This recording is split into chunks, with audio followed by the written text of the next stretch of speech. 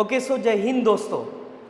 जैसे कि हम जानते हैं कि भाई एसएससी में कोई भी क्वेश्चन अगर आए तो उसके लिए अगर कोई भी बाइबल गीता कुरान है मेरे भाई, तो वो सिंपली उसका प्रीवियस ईयर क्वेश्चन होता है। तो अगर आप एसएससी की कोई भी एग्जाम के लिए प्रिपरेशन कर रहे हो तो डेफिनेटली एसएससी जीडी में जो क्वेश्चन आए हुए हैं वो आपके लिए बहुत ही ज़्यादा इम्पोर्टेंट साबित हो सकते हैं। अब इसमें सीधी सी बात है, जो आसान क्वेश्चन है वो तो कोई भी कर लेगा, तो उसमें जो टफ क्वेश्चन आए थे जो बहुत सारे बच्चों से नहीं बने, ऐसे टॉप 100 क्वेश्चन पूरे 42 शिफ्टों में से जो टॉप के 100 क्वेश्चन थे उसको मैं आपके सामने में लेके आया हूँ। बारी बारी से हम लोग उन क्वेश्चंस को डिस्कस करेंगे, ठीक है भाई। अगर आपने चैनल को सब्सक्राइब नहीं किया है तो याद से चैनल को सब्सक्राइब कीजिए और वीडियो अगर पसंद आएगा तो वीडियो को लाइक कीजिएगा, ठीक है भाई। कमेंट बॉक्स में ज़रूर बताएं कि आपको मेरा वीडियो कैसा लगा, ताकि एक मोटिवेशन मुझे मिलता रहे, ठीक है भाई। यहाँ से हम सेशन की शुरुआत करते हैं। देखेंगे पहला क्वेश्चन। देखिए पहले क्वेश्चन में क्या बोल रहा है, महेश के पास 1617 रुपये है। उसने इसे अपने पुत्रों विजय और अजय के बीच बांट दिया तथा उन्हें इस वार्षिक रूप से चक्रवृद्धि वाली 10% ब्याज पर निवेश करने को कहा। यह देखा गया कि विजय और अजय को क्रमश 13 और 14 वर्ष बाद समान धनराशि प्राप्त हुई। यहाँ पे याद रखना मेरे भाई, उसने एक वर्ड यूज़ किया, उसने वर्ड यूज़ किया है अमाउंट। मतलब वो बोल रहा है कि भाई दोनों को जो अमाउंट मिलेगा, अमाउंट का मतलब क्या होता है, अमाउंट का मतलब है कि प्रिंसिपल तो मिलेगा ही मिलेगा, साथ में उसका ब्याज भी मिलेगा, है ना भाई, अमाउंट। तो एक चीज़ समझिए भाई, 1617 रुपये दो लोगों में बांटे गए, दोनों ने उनके पास में जो पैसा था उसको कंपाउंड इंटरेस्ट पे लेंट कर दिया। अब पहले वाले बंदे को 13 साल के बाद में जो अमाउंट आएगा और दूसरे वाले बंदे को जो 14 साल के बाद में अमाउंट आएगा, आपको ये बोला है कि भाई इस तरीके से प्राप्त हुई। तो आप बताइए पहले वाले बंदे को मतलब विजय को कितना पैसा मिला। तो अभी देखो इसके ना यही क्वेश्चन बहुत ज़्यादा बार रिपीट हुआ है, ठीक है, पूरे सेशंस में। तो हम लोग क्या करेंगे, हम लोग एक क्वेश्चन में इसका बेसिक अच्छे से कंसेप्ट समझ लेंगे, बाद में मैं आपको एक ट्रिक बताऊंगा। तो जितने भी क्वेश्चन आएंगे हम सारे में ट्रिक्स लगाते हुए चलेंगे, ठीक है भाई। तो आप देखिएगा, देखो मान लेते हैं कि विजय को कितना पैसा मिला ₹20 और अजय को कितना मिला ₹A। तो आप देखिए उसने ये बोला हुआ है कि भाई विजय ने मान लो ₹20 दिया था और विजय ने वो पैसा 13 साल के लिए रखा। तो मुझे बताओ अमाउंट का फॉर्मूला क्या होता है, प्रिंसिपल इन ब्रैकेट 1 + R/100। तो यहाँ पे रेट ऑफ इंटरेस्ट दिया था 10%, तो हम यहाँ पे बोलेंगे 10% के हिसाब से उसने कितने साल के लिए पैसा रखा था भाई, 13 साल के लिए। और अजय की अगर बात करें तो अजय ने वही पैसा कितने साल के लिए रखा था, तो हम बोलेंगे 1 + 10/100 टू दी पावर, यहाँ पे कितना आ जाएगा 14, बराबर मेरे भाई। इन दोनों का जो अमाउंट आएगा वो कैसा होगा, इक्वल होगा। तो आप मुझे एक बात बताइए, अगर ये दोनों इक्वल है तो सीधी सी बात है कि भाई यहाँ पे अगर मैं इसको कैंसल आउट करूँ तो देखो ये वैल्यू सेम है, बस यहाँ पे पावर 13 है, यहाँ पे 14 है। तो पावर 13 से पावर 13 कट जाएगा, यहाँ पे पावर 1 बचेगा। तो हम लोग ये बोलेंगे कि भाई v/, ये a को नीचे में लाता हूँ तो v/a इज इक्वल्स टू, यहाँ पे पावर 1 बचेगा जो कि आपका बचेगा 1 + 10/100। और 10/100 को अगर आप सॉल्व करोगे तो ये 1/10 हो जाएगा। 1 + 1/10 इज इक्वल्स टू 11/10। क्या आपको ये समझ में आ रहा है कि भाई विजय को अगर 11 रुपये मिले होंगे तो अजय को 10 रुपये मिले होंगे, ये कहना चाहता है। तो आप मुझे एक बात बताइए, 11 + 10 अगर मैं कर लूँ तो ये कितना हो जाएगा, 21 रुपये। ये 21 का वैल्यू उसने कितना दिया हुआ है, तो हम बोलेंगे 21 यूनिट का वैल्यू उसने कितना दिया हुआ है भी, 1617 रुपये। तो 1617 रुपये तो ये हो गए डिवाइड, यहाँ पे पूछा किसका है, तो पूछा है विजय का, और विजय को कितना मिला है 11 रुपये। तो हम बोलेंगे 11 यानी कितना। आई होप ये समझ में आया। अब इसे अगर हम लोग सॉल्व करें तो आप देखो ये 21 से ये पहले तो कितने बार कट जाएगा भाई, 7 टाइम्स कट जाएगा और फिर 7 टाइम्स कटेगा। तो ये हो जाएगा 77 × 11। मतलब इसको अगर हम लोग सॉल्व करें तो ये हो जाएगा 7, देन 7 7 14, एक कैरी कर देंगे 8। मतलब इसको कितना मिला होगा, 847 रुपीज़। और ऐसा अपने पास में एक ही ऑप्शन है, ऑप्शन नंबर डी, इसलिए करेक्ट आंसर इसका डी होगा। आई होप आपको ये समझ में आया, ठीक है भाई। अब आप एक चीज़ समझिए, ये तो मैंने पूरा बेसिक कंसेप्ट से किया, मुझे अगर डायरेक्टली सॉल्व करना है तो हमेशा एक चीज़ क्या तुमको ये समझ में आ रही कि अगर 10% का ब्याज मिला है और दोनों के ड्यूरेशन में अगर 1 साल का फ़र्क है, तो आप ऐसा मान के चलिए कि 1 साल का ब्याज एक्स्ट्रा में मिलेगा। तो इसका मतलब क्या हुआ कि अगर इसको 10 रुपये मिल रहा होगा तो दूसरे वाले बंदे को 1 रुपये ज़्यादा मिला होगा। और ज़्यादा किसको मिलेगा? जिसका ड्यूरेशन कम है। तो आप देखो जिसका 13 था मतलब पहला विजय, उसमें हमने 11 लिखा हुआ है। तो अब एक चीज़ मैं डायरेक्टली क्या लिख सकता था कि विजय अपॉन अजय 10% का ब्याज था। 10% का मतलब होता है 1/10 और 1/10 का मतलब होता है 10 रुपये पे 1 रुपये का ब्याज मिलेगा 1 साल के अंतर में। तो आप मुझे एक बात बताइए, विजय को कितना दिया जाएगा? 11 रुपये और दूसरे को कितना दिया जाएगा? 10। तो मैं डायरेक्टली ये बात करता, ये समझ में आएगा? अच्छा, अब ये तो एक हो गई। दूसरा मैं और एक चीज़ बताता हूँ। मुझे अगर विजय का पैसा पूछा गया तो क्या आपको ये समझ में आ रहा है इसका 11 यूनिट रिप्रेजेंट कर रहा है, मतलब जो भी आंसर होगा वो 11 का मल्टीपल होगा। किसका मल्टीपल होगा भाई?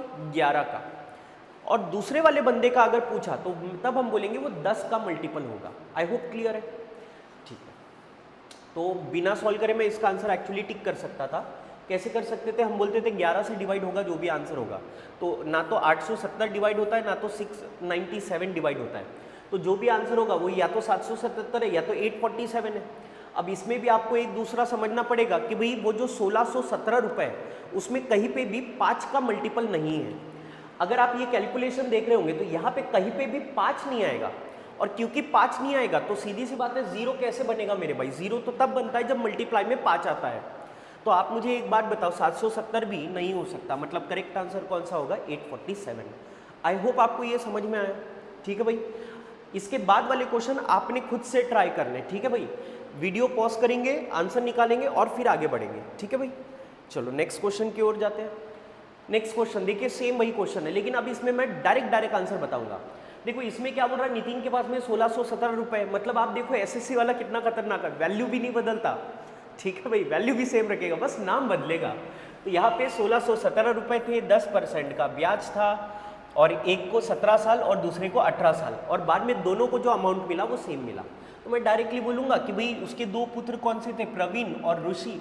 तो हम बोलेंगे ये आएगा आपका प्रवीण और दूसरा आएगा ऋषि। तो डायरेक्टली बात करता हूँ, 10% है मतलब 10 लिख देता हूँ। 10% का मतलब होता है 1/10, मतलब 10 रुपये पे 1 रुपये का ब्याज मिलेगा। तो प्रवीण को 11 रुपये मिलेगा, इसको 10 रुपये मिलेगा। ये कहाँ से समझा? इसका ड्यूरेशन कम था। ठीक है भाई, इसलिए पहले वाले को 11, दूसरे वाले को 10। तो हम ये बोलेंगे कि प्रवीण का जो भी आंसर होगा वो 11 का मल्टीपल होगा। 11 का मल्टीपल 770 नहीं होगा। देखो 11 से 770 डिवाइड होता है, लेकिन प्रवीण का वैल्यू में कहीं पे भी 5 नहीं आएगा क्योंकि 1617 में 5 नहीं है, इसलिए ये करेक्ट आंसर नहीं होगा। देन 847, ये अभी हमने देखा था 8 और 7 15 होता है, -4 करोगे 11 से डिवाइड होगा। 870 नहीं होता है, 697 नहीं होता है, इसलिए करेक्ट आंसर कौन सा होगा? बी। क्वेश्चन एग्जैक्टली वही है, कुछ भी नहीं बदला है, वैल्यू इवन सेम है। ठीक है भाई, चलो इसका बताइए। देखो इस क्वेश्चन में क्या बोल रहा हुआ है, अशोक के पास 1612 रुपए है, उसने अपने दो पुत्र राज और वरुण के बीच में बांट दिया और कंपाउंड इंटरेस्ट पे दिया 8% के रेट से। अब 10% के बदले 8% ले रहा है। आपको बोल रहा है पहले वाले बंदे को 14 साल और दूसरे वाले को 15 साल। मेरे भाई कुछ भी फर्क नहीं है, 14 साल और 15 साल ही बोल रहा है। तो आप मुझे बताओ, फर्क तो अभी भी, डिफरेंस अभी भी 1 साल का ही आएगा। तो कहने का मतलब मैं डायरेक्टली बोलूँगा, पहला बंदा था राज, दूसरा बंदा था वरुण। पहले वाले बंदे की बात करते हैं तो आप देखो 10% का मतलब 1/10 था, तो यहाँ पे 8% है। तो 8% का अगर मैं फ्रैक्शन वैल्यू निकालूं, या फिर रहने दो, 8% का मतलब 8/100 होता है, तो इसका मतलब 100 पे 8 रुपये ब्याज मिलेगा। आई होप समझ में आएगा। तो हम बोलेंगे इसको अगर 100 रुपये मिलेगा तो इसको 8 रुपये ज़्यादा मिलेगा, मतलब पहले वाले को कितना मिलेगा? 108। अब मुझे एक बात बताइए, क्या मैं बोल सकता हूँ जो भी राज का आंसर आएगा, पहले तो देखो राज का पूछा है क्या? हाँ भाई, अशोक ने राज को कितनी धनराशि दी थी। तो आप मुझे एक बात बताइए, राज का अगर मैं बात करता हूँ तो राज का जो भी आंसर होगा वो 108 का मल्टीपल होगा, और 108 मतलब किसका मल्टीपल है? तो हम बोलेंगे, यहाँ पे मैं बता देता हूँ थोड़ा सा, 12 और 9 का मल्टीपल होगा, क्योंकि 12 नम 108 होता है। ठीक है भाई, और इसको अगर हम थोड़ा सा और अच्छे से समझे तो ये भी 3 का मल्टीपल है, ये भी 3 का मल्टीपल है, तो थोड़ा सा और इधर निकाल लो इसको, तो ये हो जाएगा आपका 4 और 27, 4 और 27 का मल्टीपल होगा। ठीक है भाई, तो आप मुझे बताइए जो भी आंसर होगा, अगर मैं राज की बात करता हूँ, राज को कितना दिया? ठीक है भाई, 2 मिनट।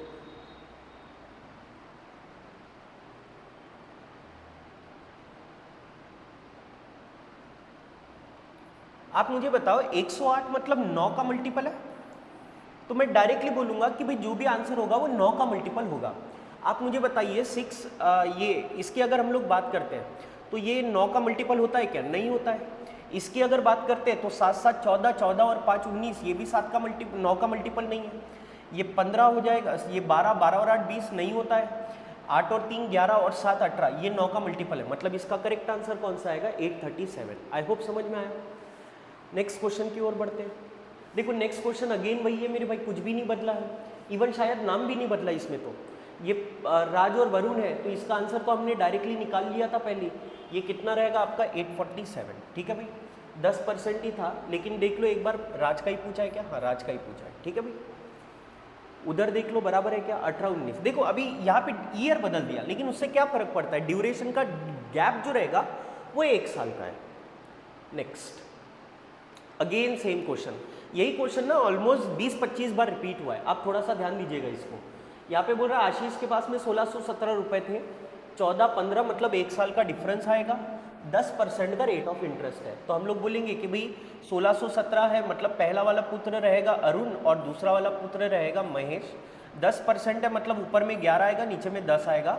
अरुण का अगर पैसा पूछा हुआ है तो जो भी आंसर आएगा वो 11 का मल्टीपल होगा। 11 का मल्टीपल, लेकिन वो 10 में नहीं आएगा, तो 717 नहीं था, 697 नहीं था, ये नहीं था, मतलब करेक्ट आंसर 847। वही नंबर भी है, ऑप्शन भी रिपीट हो रहे हैं। ठीक है भाई, इसको देखना 1612, ये हमने अभी सॉल्व किया था मेरे भाई, लेकिन पहले देख लो राज के बारे में पूछा है क्या? 8% का रेट है और यहाँ पे गैप कितने साल का है? 1 साल का। ठीक है भाई, तो इसका आंसर हमारा कितना आया था भाई?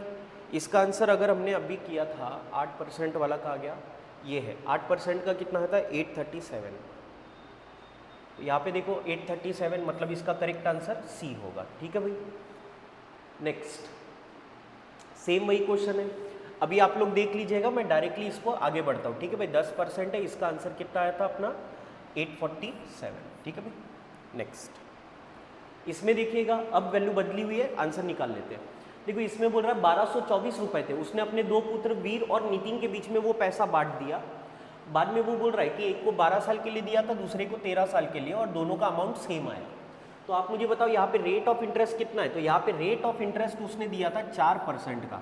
तो आप मुझे बताइए कोई भारी मंतर फर्क नहीं आएगा। 4%, 40% का फ्रैक्शन वैल्यू होता है 2/5। ठीक है भाई, तो 4% का वैल्यू निकालने के लिए क्या कर देंगे? 2/50, 2 से काट देंगे तो 1/25 होता है। कहने का मतलब 4% का वैल्यू हो जाएगा 1/25। ठीक है भाई, तो आप मुझे एक बात बताइए, अगर 4% 1/25 है तो इसका मतलब 25 पे 1 रुपये ब्याज मिलेगा। तो हम ये बोलेंगे पहला बंदा है वीर, दूसरा बंदा है नितिन, और इनका अगर हम लोग देखें तो इसको अगर 26 रुपये मिलेगा तो इसको 25 रुपये मिलेगा, या फिर बोलो 25 पे 1 रुपये ब्याज इसको ज़्यादा मिलेगा तो 26 रुपये मिल जाएगा। ठीक है भाई, क्या आपको ये समझ में आ रहा है कि भाई इसका जो वैल्यू होगा वो 13 और 2 दोनों से डिवाइड होगा। ठीक है भाई, मुझे किसका पैसा पूछा गया था? मुझे पूछा गया है नितिन। नितिन मतलब दूसरा वाला, तो दूसरा मतलब 25, तो ये जो भी आंसर आएगा वो 25 से डिवाइड होगा। तो आप मुझे बताओ 724 25 से डिवाइड नहीं होता है, 624 नहीं होता है, 600 हो जाएगा और 450 हो जाएगा। बराबर मेरे भाई, तो इसको आपको सॉल्व करना ही पड़ेगा। तो मुझे बताओ 25 और 26 कितना हो जाएगा भाई? 51। तो हम लोग कैसे बोलेंगे इसको सॉल्व करते समय? हम बोलेंगे 51 का वैल्यू कितना होता है? 1224। ठीक है भाई, क्वेश्चन ये पूछा गया है नितिन को कितना मिला, तो नितिन मतलब 25। बराबर, तो आप इसका आंसर ना थोड़ा सा लॉजिक लगा के दे लो, ज़्यादा बेहतर है।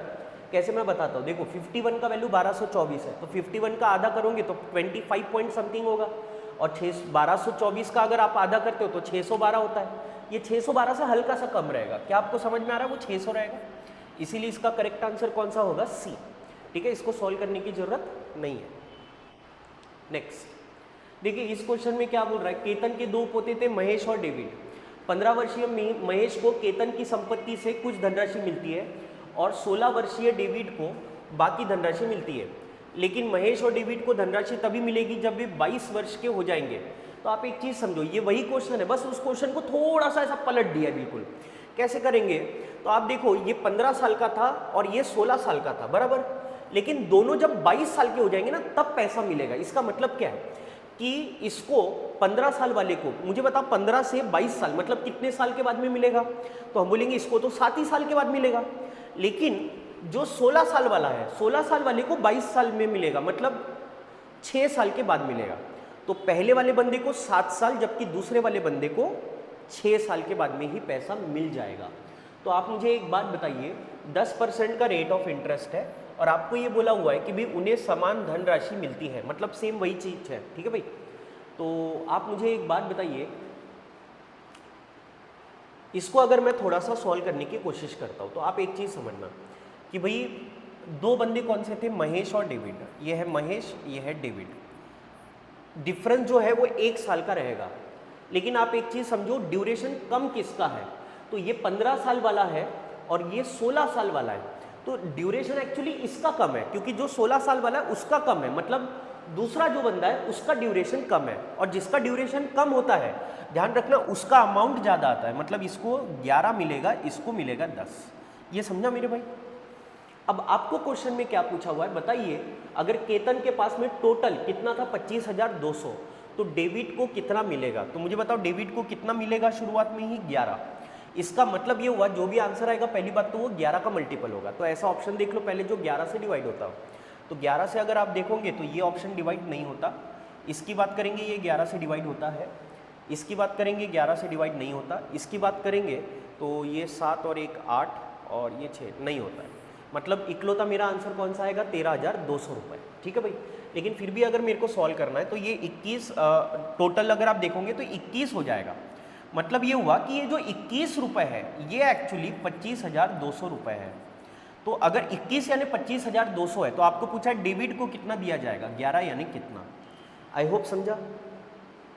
तो इसे अगर आप सॉल्व करते हो तो 21 से ये कट जाएगा, 21 से एक बार कटेगा यहाँ पे, फिर 21 से 2 बार कटेगा और फिर 2 जीरो लग जाएंगे।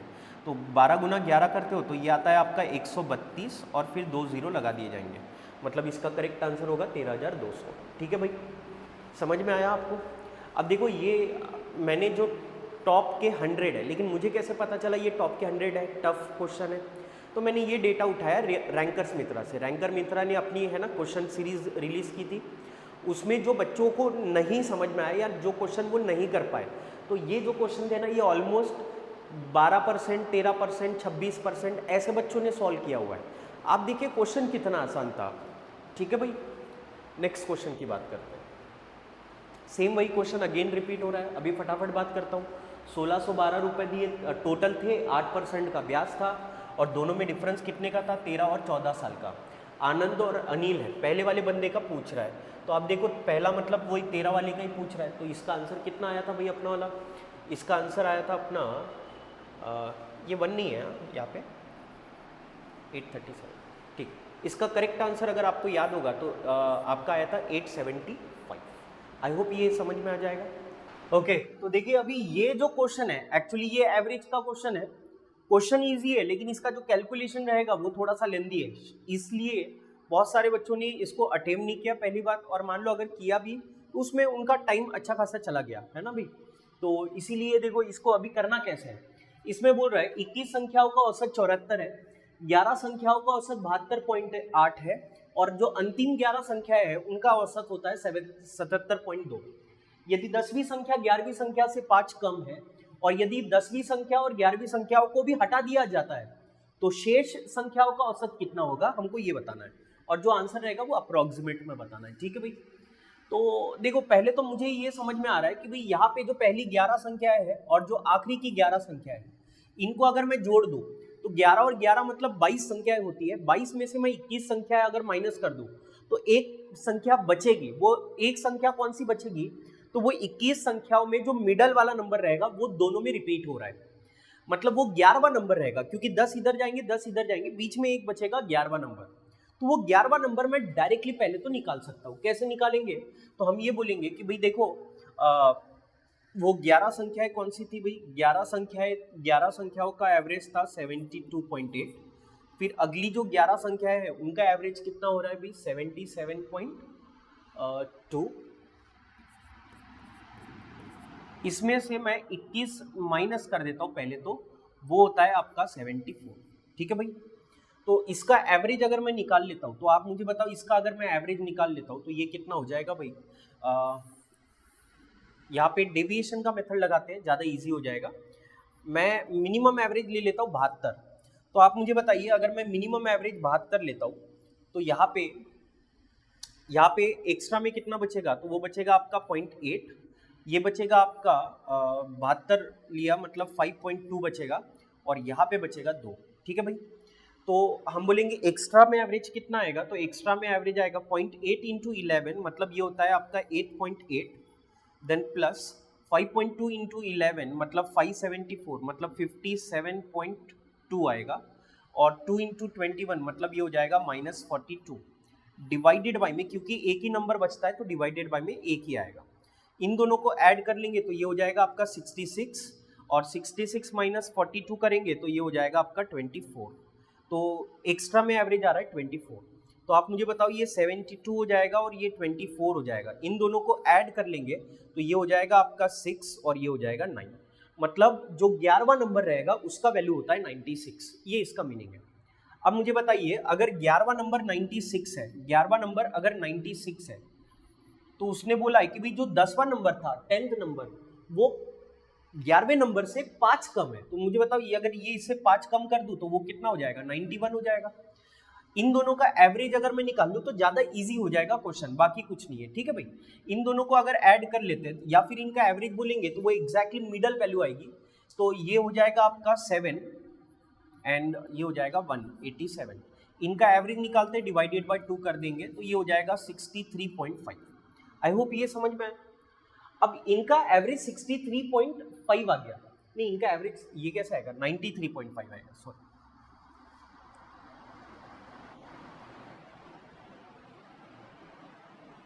ठीक है, ये आएगा आपका 93.5। ठीक है भाई, तो अब आपको करना क्या है, आपको ये बोल रहा है कि भाई ये 10वें और 11वें नंबर को भी हटा दो। तो मैं एक काम करता हूँ, इनके जो एवरेज वैल्यू है ना उसको हटा देता हूँ। तो मैं ये बोलूंगा कि भाई जो 21 नंबर थे उनका एवरेज कितना था, उनका एवरेज था 74। इसमें से मैं 2 नंबर हटा देता हूँ जिनका एवरेज कितना था भाई, 93.5। आई होप समझा। इनको हटा देंगे तो आपका फाइनली आपका जो वैल्यू रहेगा वो आंसर आएगा। इसका मिनिमम वैल्यू ले लेते हैं 74। मिनिमम अगर मैं 74 एवरेज ले लेता हूँ तो आप मुझे बताओ यहाँ पे अब एक्स्ट्रा में कितना बचेगा, तो यहाँ पे एक्स्ट्रा में बचेगा 0, और इसमें से 74 माइनस कर लेते हैं तो ये आपका बचेगा, अगर ये 94 होता माइनस 74 करता तो 20 होता, ये मतलब 19.5 बचेगा। ठीक है भाई, तो आप मुझे बताओ एक्स्ट्रा में एवरेज कितना आएगा, 0 इंटू 21 मतलब 0 आएगा, और यहाँ पे 19.5 इंटू 2 कर लेंगे तो ये 39 होगा विथ माइनस साइन, मतलब ये -39 डिवाइडेड बाई 21 में से 2 संख्याएं माइनस कर लेते हैं तो ये हो जाएगा 19। तो आप देखो ये 39 है और विथ माइनस साइन है, 39 डिवाइडेड बाई 9, अगर ये 38 होता तो सीधा सीधा 2 बार कटता। तो ये जो वैल्यू है, आप अप्रोक्सीमेट बोला था तो इसको -2 ही मान लो। तो आप मुझे बताओ 74 माइनस 2 मतलब अप्रोक्सीमेट इसका आंसर कितना होगा, 72, और वो आपका करेक्ट आंसर कौन सा रहेगा, ए। इसीलिए इस क्वेश्चन का करेक्ट आंसर ए रहेगा। आई होप ये समझ में आया मेरे भाई। देखो इसमें क्या था, पहले वो 11 नंबर को मैंने जोड़ दिया, 22 नंबर हो गए, उसमें से मैंने 21 नंबर माइनस कर दिया, तो आपको वो बीच का नंबर मिलेगा, और बीच का नंबर मतलब 11th नंबर। अब वो 11th नंबर का वैल्यू मिल गया 96। फिर हमने क्या किया, वो 11th नंबर से हमको 10वां नंबर मिल गया, तो 10वां और 11वां ये दोनों नंबर का एवरेज होता है 93.5। ऐसे मैंने 2 नंबर का एवरेज माइनस कर दिया, मतलब वो 2 नंबर हटा दिया, तो जो बच गए नंबर उनका एवरेज कितना होता है, 72, और वही आपको क्वेश्चन में पूछा गया था। आई होप आपको ये समझ में आया होगा। तो इस क्वेश्चन का करेक्ट आंसर 72 होगा। ठीक है भाई, नेक्स्ट क्वेश्चन की ओर बढ़ते हैं। हाँ, अब यही क्वेश्चन तो 10 बार हो गया है अभी, है ना, तो इसको सॉल्व नहीं करते। आई थिंक इसका आंसर ये आया था आपका 875। आप देख लीजिएगा, मेरे हिसाब से 875 था। ठीक है भाई, नेक्स्ट इसको अब मैं स्किप मारता हूँ, लेकिन ये आए हुए क्वेश्चन है, आप देखो वही वही रिपीट हो रहे हैं बहुत बार, मतलब ये अलग अलग शिफ्ट में रिपीट हुए तो वही रिपीट हो रहा है। ठीक है भाई, इसको भी हमने किया हुआ है, 1224 है, 4% का था और 1 साल का डिफरेंस आ रहा है। तो अगर मैं करवा दूं तो चलेगा आपको, तो ये आ जाएगा आपका 4%, और 4% का मतलब कितना होता है 1/25। ठीक है भाई, तो इसका मतलब ये हो जाएगा कि भाई अगर 25 है तो एक उसको ज़्यादा ब्याज मिलेगा। तो आप मुझे बताओ, एक है ऋषि और दूसरा कौन सा था, शान। तो हम बोलेंगे कि भाई जिसका ड्यूरेशन कम है उसको अमाउंट ज़्यादा जाएगा, मतलब पहले वाले बंदे को। मतलब ऋषि को कितना जाएगा 26 रुपये और इसको जाएगा 25 रुपये। ठीक है भाई। तो इन दोनों का सम कितना होता है, वो होता है 51। तो हम ये बोलेंगे 51 का वैल्यू कितना होता है भाई, टोटल अमाउंट दिया है 1224, तो हम बोलेंगे ये होता है 1224। क्वेश्चन ये पूछा है कि भाई बताइए शान को कितना दिया गया, शान को कितना दिया गया 25 यानी कितना। तो 25 का मल्टीपल अगर आपको याद होगा वही ऑप्शन रिपीट हो रहा है, 600 करेक्ट आंसर इसका होगा। ठीक है भाई। इसकी बात करते हैं। 1612 8% मतलब 108, मतलब 9 का मल्टीपल होना चाहिए। 9 का मल्टीपल अगर आप देखोगे तो ये 7 और 5 12, 12 और 8 20 होता है, ये नहीं जाएगा। ये 8 और 7 15, 15 और 6 मतलब 21 होता है। 7 7 14, 14 और 5 मतलब 19, ये भी नहीं आएगा। ये 7 और 3 10 8, हाँ करेक्ट आंसर कौन सा आएगा, ए आएगा। ये कैसे समझा, 8% है, 8% पे वो 108 आएगा। आपको पहले वाले बंदे का पूछा हुआ है अनिल, अनिल मतलब जिसको ज़्यादा ब्याज जाएगा। 108 मतलब ये 9 का मल्टीपल है, तो मैंने चुपचाप ऐसा ऑप्शन देखा जो 9 से डिवाइड होगा। आई होप समझ में आया होगा। नेक्स्ट क्वेश्चन देखिएगा, वही क्वेश्चन रिपीट हो रहा है मेरे भाई। 1612 रुपये है, 8% है, 8% है, पहले वाले बंदे का शान का पूछा हुआ है, तो 9 का मल्टीपल होगा। अभी तो हमने किया था, बोलो तो कितना आंसर आया था इसका, 837, और अमाउंट भी सेम ही है। देखो यहाँ पे भी 1612, यहाँ पे भी 1612, तो 837 करेक्ट आंसर होगा। ठीक है भाई। नेक्स्ट 1617 रुपये, लेकिन 10% का ब्याज है। 10% पे अगर आपको याद आ रहा होगा तो हमने देखा था 847 इसका करेक्ट आंसर आता है। ठीक है भाई, बस देख लेना पूछ किसका रहा है, मतलब वो बराबर बैठना चाहिए। ठीक है भाई, नहीं तो पूछ किसी और का रहा है, आप आंसर किसी और का टिक कर रहे हो, ऐसा नहीं होना चाहिए। ठीक है भाई, अब ये आप लगा लेना। ठीक है, 1224, ये भी आप लगा लेना, ये भी आप कर लेना, आप ही करना भाई। आज मुझे कुछ करना नहीं पड़ रहा है भाई, है ना, सारा यही पे रिपीट। अभी इतने रिपीट हुए, कौन रिपीट देता है भाई इतने। मतलब माना कि तुमको एग्जाम का लेवल सेम रखना है, लेकिन एग्जाम का लेवल सेम रखने के लिए भाई क्वेश्चन तो बदलो। क्वेश्चन भी हूबहू सेम दे रहे हैं। मतलब अगर मेरे मान लो 5 बंदे हैं, एक रूम में रहते हैं, अब कोई पहले शिफ्ट में जाके दे गया होगा तो दूसरे वाले को बताया ही होगा भाई, सीधी सी बात है। तो इसको हम लोग करते हैं। देखो इसमें क्या बोल रहा है, Suraj completes 1/12 of the work in 9 days at this rate, how many more days will it take to complete the work. ये तो बहुत ही आसान क्वेश्चन है। हमेशा एक चीज याद रखना कि भाई 1/12 यूनिट को करने के लिए अगर उसको 9 दिन लगते हैं, तो पूरे दिन का अगर निकालना तो ये 1/12 का ना क्या करना, उल्टा कर देना, तो ये हो जाएगा 12 × 9। तो आप मुझे बताओ 12 × 9 मतलब 12 9 कितना हो जाएगा भाई, 108। मतलब उसको 108 दिन लगेंगे पूरे काम को करने के लिए। इसका करेक्ट आंसर कौन सा होगा, बी। ठीक है भाई। नेक्स्ट इसमें देखो क्या बोल रहा है, पिंकी, चिंकी और रीमा ने एक कार्य शुरू किया तथा रीमा ने 4 दिन बाद कार्य करना छोड़ दिया। तब तक कार्य का 46% कार्य हो चुका था। फिर पूरे कार्य को पूरा करने होने में 9 दिन और लग गए। तो आप एक चीज समझो, ये तो बहुत ही इजी क्वेश्चन हो गया, क्योंकि आप देखो 3 बंदे थे, कौन कौन से थे, पिंकी, चिंकी और रीमा, है ना। पड़ोसी के बच्चों के नाम लग रहे हैं ये मेरे को, पिंकी, चिंकी और रीमा। इन्होंने काम स्टार्ट किया और आपको ये बोल रहा है कि भाई रीमा 4 दिन के बाद में काम छोड़ के चले गई। तब तक के 46% काम हो चुका था। आपको ये बोल रहा है कि भाई बाद में क्या हुआ कि भाई जो बचा वाला काम था उसको करने के लिए पहली बात तो 9 दिन लगे और वो बचे वाले लोगों ने किए। तो आप मुझे बताओ, यहाँ पे छोड़ के गई थी रीमा छोड़ के गई थी, मतलब बचे कौन, चिंकी और पिंकी बचे थे।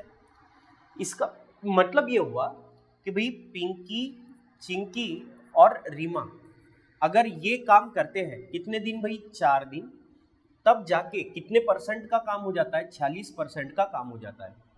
क्वेश्चन ये है कि भाई अच्छा, और फिर आगे में क्या पता है कि पिंकी और चिंकी अगर ये मिल के 9 दिन काम करते हैं तो बचा वाला काम होता है। बचा वाला काम मतलब कितना होता है, तो हम बोलेंगे 54 होता है।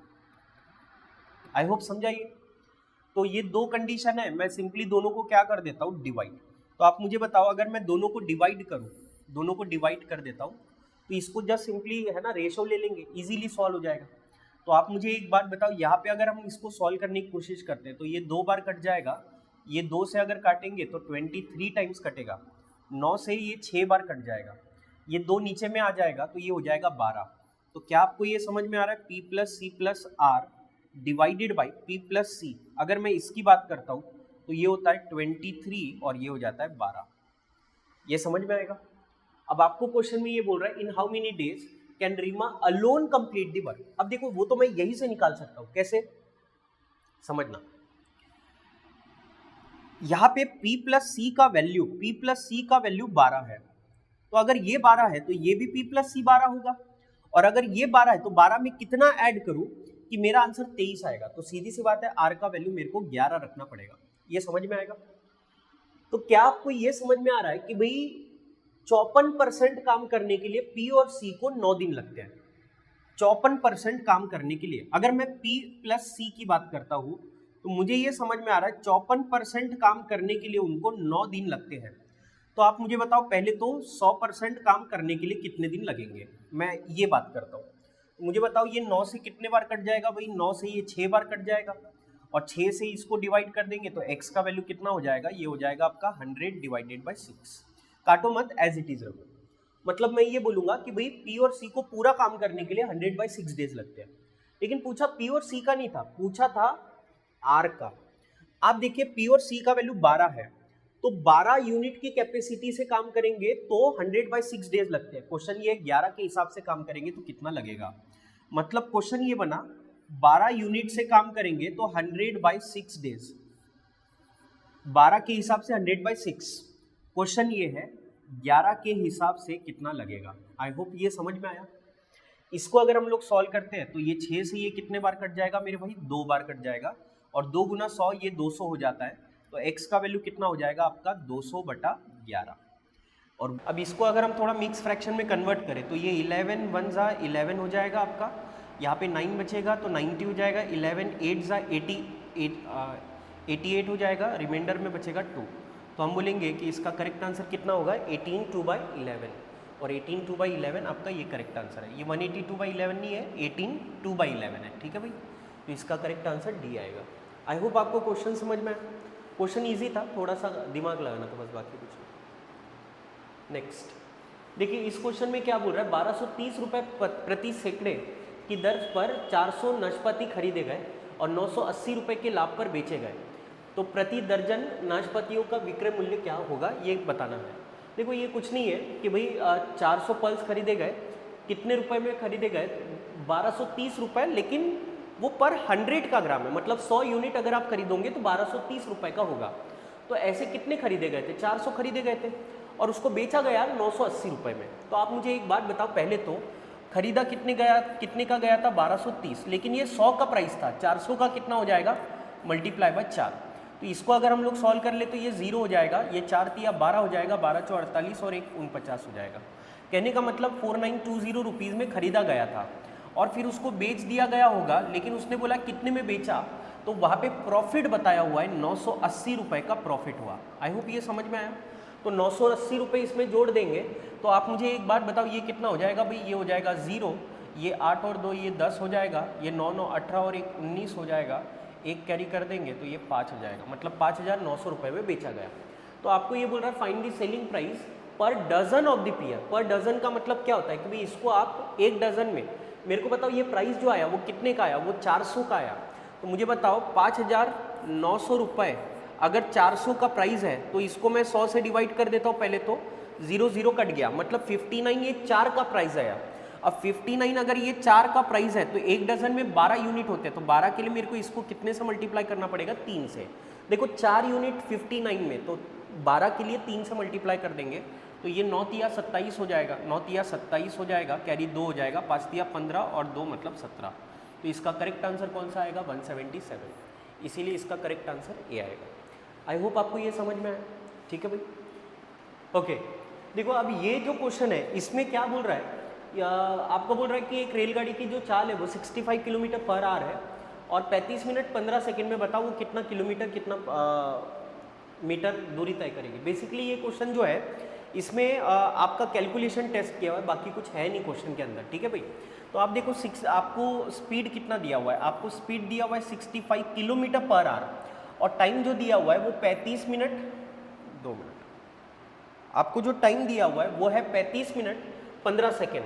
तो आप एक चीज़ समझो, पहले तो ये 35 मिनट का अगर मैं कैलकुलेशन करने की कोशिश करता हूँ तो 35 मिनट इसको अगर हम आवर्स में कवर कर ले तो ये हो जाएगा आपका 35 डिवाइडेड बाय 60, ठीक है भाई। और फिर 15 सेकेंड है, तो 15 सेकेंड का अगर मैं चाहूँ तो वो भी हम लोग कर सकते हैं अलग से, या फिर एक में भी कर सकते हो, ठीक है भाई। मैं थोड़ा अलग कर लेता हूँ क्योंकि मुझे पता है कैलकुलेशन आएगा खतरनाक, ठीक है भाई। तो ये हो जाएगा 3600।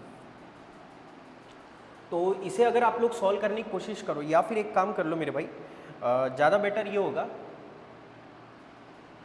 कहा गया, ज़्यादा बेहतर ये होगा कि आप इसको कंबाइन करके ही करो। कंबाइन करके मतलब कैसा, तो ये 15 सेकेंड है, इसको आर में कन्वर्ट करने के लिए मिनट में कन्वर्ट करने के लिए डिवाइडेड बाय 60 कर लेते हैं, तो ये 1/4 हो जाएगा। और 35 1/4 अगर इसे मिक्स फ्रैक्शन में कन्वर्ट करता हूँ तो 35 गुना 4 140 हो जाएगा और ये 141 हो जाएगा, तो ये 141 डिवाइडेड बाय 4 हो जाएगा। आई होप ये समझेगा, लेकिन याद रखना ये जो वैल्यू है ये मिनट में है, तो हम बोलेंगे 141 डिवाइडेड बाय 4 और ये वैल्यू मिनट में है, आर में कन्वर्ट करने के लिए डिवाइडेड बाय 60 हो जाएगा। तो इसे जस्ट हम लोग सिंपली पहले तो सॉल्व कर लेंगे। तो आप लोग क्या कर लो सिंपली, मतलब आपको तरीका बता रहा हूँ फटाक से आंसर निकालने का। तो आप क्या कर सकते हो, सबसे पहले ये 65 से 141 को मल्टीप्लाई कर लो, काटो मत, काटोंगे तो थोड़ा सा दिक्कत हो जाएगा मेरे भाई, इसको मल्टीप्लाई करो, डायरेक्टली करो। तो आप देखो 65 गुना 1 करोगे 65 ही हो जाएगा, यहाँ पे 6 आ जाएगा। 65 गुना 4 कर लोगे तो 65 का डबल 130 होता है, 130 का डबल 260 होता है, तो 260 और ये 266 हो जाएगा, तो 6 आ जाएगा, 26 कैरी हो जाएगा। 65 गुना 1 65 हो जाएगा, 65 26 में ऐड कर लो तो ये हो जाएगा आपका 1 और ये हो जाएगा आपका 9, तो ये हो जाएगा 9165 डिवाइडेड बाई, यहाँ पे 4 है और फिर 60 भी है ना भाई। तो आप एक काम कर लो, इसी नंबर को आप पहले 6 से डिवाइड कर लो, ज़्यादा बेहतर होगा। 6 से डिवाइड करोगे तो 6 कम 6 हो जाएगा, यहाँ पे 3 बचेगा, 6 पंचे 30 हो जाएगा, 1 बचेगा, 6 तिया 6 दूनी 12 हो जाएगा, 4 बचेगा, 6 साते 42 हो जाएगा, 3 बचेगा 0.5 लगा दिया जाएगा, ठीक है भाई। तो नीचे में बचा है 40। अब 40 के लिए आप इसको 4 से डिवाइड कर लो, तो ये होता है 4 तिया 12, यहाँ पे 3 बचेगा, 4 सत्ते 28 हो जाएगा, 4 सत्ते 28 हो जाएगा, या फिर 4 तिया 12 हो गया, 4 आठे 32 होता है भाई डायरेक्टली, तो यहाँ पे सीधा 8 आएगा, 4 आठे 32, यहाँ पे आएगा 4 एकम 4, 4 एकम 4 हो गया, यहाँ पे 3 बचेगा, 4 आठे 32 हो जाएगा, फिर 3 आएगा, तो फिर 3 हो जाएगा मतलब 7 और फिर 5 आएगा, ठीक है भाई। देन इसको अगर हम लोग सॉल्व करें तो यहाँ पे तो हमने पॉइंट कहाँ पे देना था,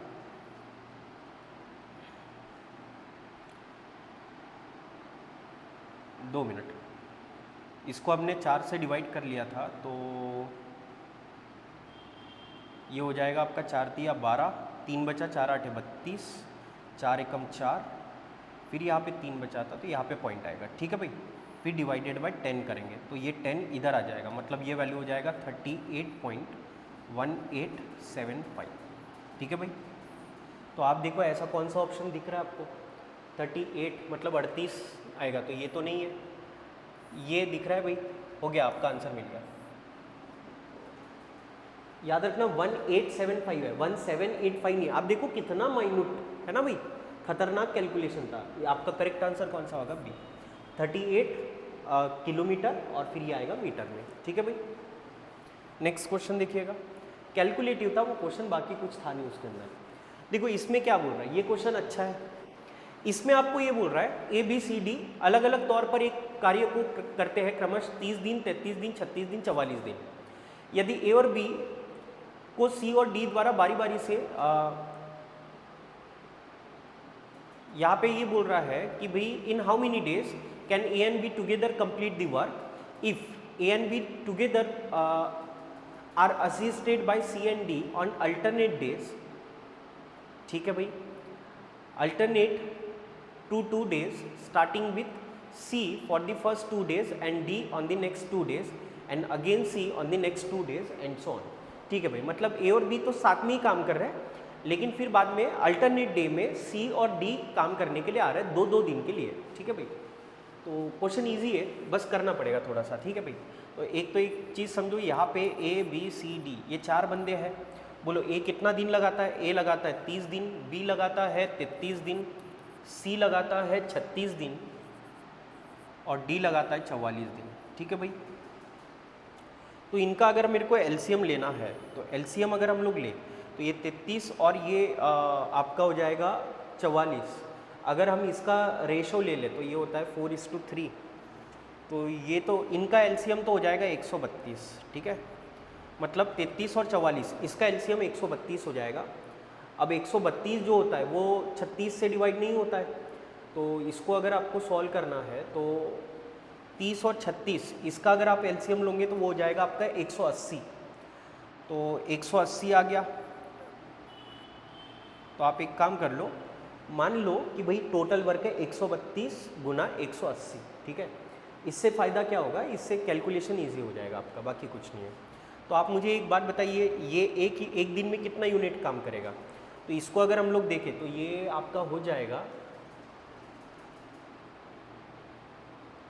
इसको अगर हम लोग डिवाइड करें टोटल वर्क ये डिवाइड बाई ये, तो ये 6 बार आ जाएगा। तो यहाँ पे ये कितना यूनिट काम कर लेगा? बट मुझे ऐसा लगता है कि कुछ कैंसिल आउट भी हो सकता है।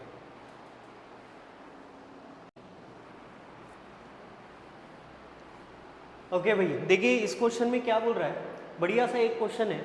इसमें आपको बोल रहा है ABCD ये 4 बंदे हैं, ये 30, 33, 36 और 44 दिन में पूरा काम खत्म करते हैं अगर अकेले काम करें तो। बाद में ये बोल रहा है कि A और B बताइए अगर मिलके काम करते हैं तो काम कितने दिन में खत्म होगा। लेकिन आपको फिर आगे में एक कंडीशन दी है, उसने बोला कि भाई C और D जो रहेगा ना वो अल्टरनेट डे हर दूसरे दिन, मतलब 2-2 दिन के गैप में अल्टरनेटली C और D उनकी हेल्प करने के लिए आएंगे। तो बोल रहा बताइए पूरा काम कितने दिन में खत्म हो जाएगा। ठीक है भाई, तो इसको हम लोग तो पहले तो बेसिक स्ट्रक्चर बना लेंगे। ये आएगा ABCD। आप बोलो A पूरे काम को कितने दिन में ख़त्म करता है? भाई 30 दिन में।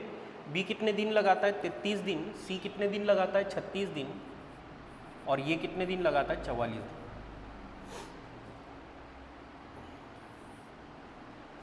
यहाँ पे अगर हम इसका एलसीएम ले लें तो आप देखो इनका एलसीएम यहाँ पे एक्चुअली आएगा भयानक। क्यों भयानक आएगा? क्योंकि नंबर बिल्कुल खतरनाक है मेरे भाई। तो ऐसा नॉर्मल नंबर तो आएगा नहीं। तो आपको क्या करना पड़ेगा, बेसिकली आप सिंपली पेयर में एलसीएम लो। मतलब इन दोनों का एलसीएम होता है 132 और इन दोनों का एलसीएम होता है 180। ठीक है भाई, तो ये हो जाएगा टोटल वर्क। अब यहाँ पे अगर मैं कैपेसिटी निकालता हूँ तो कैपेसिटी कैसे निकालेंगे? देखो कैपेसिटी अगर निकालते हैं तो ये वैल्यू डिवाइडेड बाय 30 करना पड़ेगा। तो इनका ये हो जाएगा 6, मतलब टोटल वर्क डिवाइडेड बाय 30। तो एक दिन में वो कितना काम करते हैं वो मिलेगा। तो 180 डिवाइडेड बाय 30 करोगे तो 6 बार कट जाएगा और 6 गुना ये करोगे तो ये कितना हो जाएगा आपका 6 दूनी 12 और ये हो जाएगा 78, 79। मतलब ये एक दिन में 792 यूनिट का काम करेंगे। ये कितना हो जाएगा? तो यहाँ पे ये 33 से 4 बार कट जाएगा। 4 गुना अगर ये करते हो तो ये हो जाएगा 720। सी की अगर बात करते हैं तो 36 से ये 5 बार कट जाएगा। ये हो जाएगा आपका 5 दूनी 10 और ये 65, 66 हो जाएगा भाई। इधर की बात करते हैं डी की, तो इसको 44 से अगर डिवाइड करते हो तो 44 से ये 3 बार कटेगा। 3 गुना ये अगर आप करते हो तो ये हो जाएगा 540। आई होप ये समझ में आया। अब एक्चुअली दिक्कत क्या है ना कि इनका कैलकुलेशन थोड़ा सा भयानक बड़ा नंबर आएगा, तो कर लेते फिर भी, क्योंकि अभी है तो करना पड़ेगा भाई। 18 दूनी ये 36 होता है तो 6 आ जाएगा, कैरी 3 हो जाएगा। 18 तिया 54 और 3 57 हो जाएगा, कैरी 5 आ जाएगा और फिर 18 एकम 18 और 5 मतलब 23, मतलब 23,760 यूनिट का टोटल वर्क है। अब आपको बताना है कि टोटल कितने दिन लगेंगे। आई होप ये समझ में आ रहा है। अब इसमें वो बोल रहा है कि भाई ए और बी तो हर दिन मिलके ही काम कर रहे हैं। तो आप मुझे एक बात बताइए, ए और बी अगर मिलके काम कर रहे हैं तो पहले दिन तो ए और बी आएगा, ए और बी आ ही रहा है। लेकिन मुझे बताओ ए और बी कितना यूनिट काम करेगा? दोनों मिलके काम करेंगे तो ये 2 यूनिट, ये करेंगे 2 यूनिट, फिर उसके बाद में 9 और 2 आपका 11 हो जाएगा और ये 15 हो जाएगा। मतलब ए और बी एक दिन में 1512 यूनिट का तो काम करेंगे ही करेंगे, लेकिन हर 2-2 दिन में सी और डी भी आने वाला है। तो आप मुझे बताओ यहाँ पे ये 2 दिन काम करेगा किसके साथ में, सबसे पहले कौन आने वाला है? तो आपको ये बोल रहा है कि भाई assisted by C and D on alternate days, C for the first 2 days, मतलब पहले सी आएगा, तो यहाँ पे सी भी काम करेगा, तो हम ऐसा बोलेंगे A plus B plus C. I hope ये समझा। तो मुझे बताओ सी का 2 दिन का काम कितना हो जाएगा? ये हो जाएगा 720, तो ये हो जाएगा 720। तो इसको अगर हम लोग जोड़ देंगे तो और दूसरा याद रखना ये इनके एक दिन का काम था, तो 2 दिन के लिए इनको भी मल्टीप्लाई बाय 2 करना पड़ेगा, तो 1512 का डबल कर देंगे 3024 हो जाएगा, और 3024 720 ये सी आएगा, सी का डबल,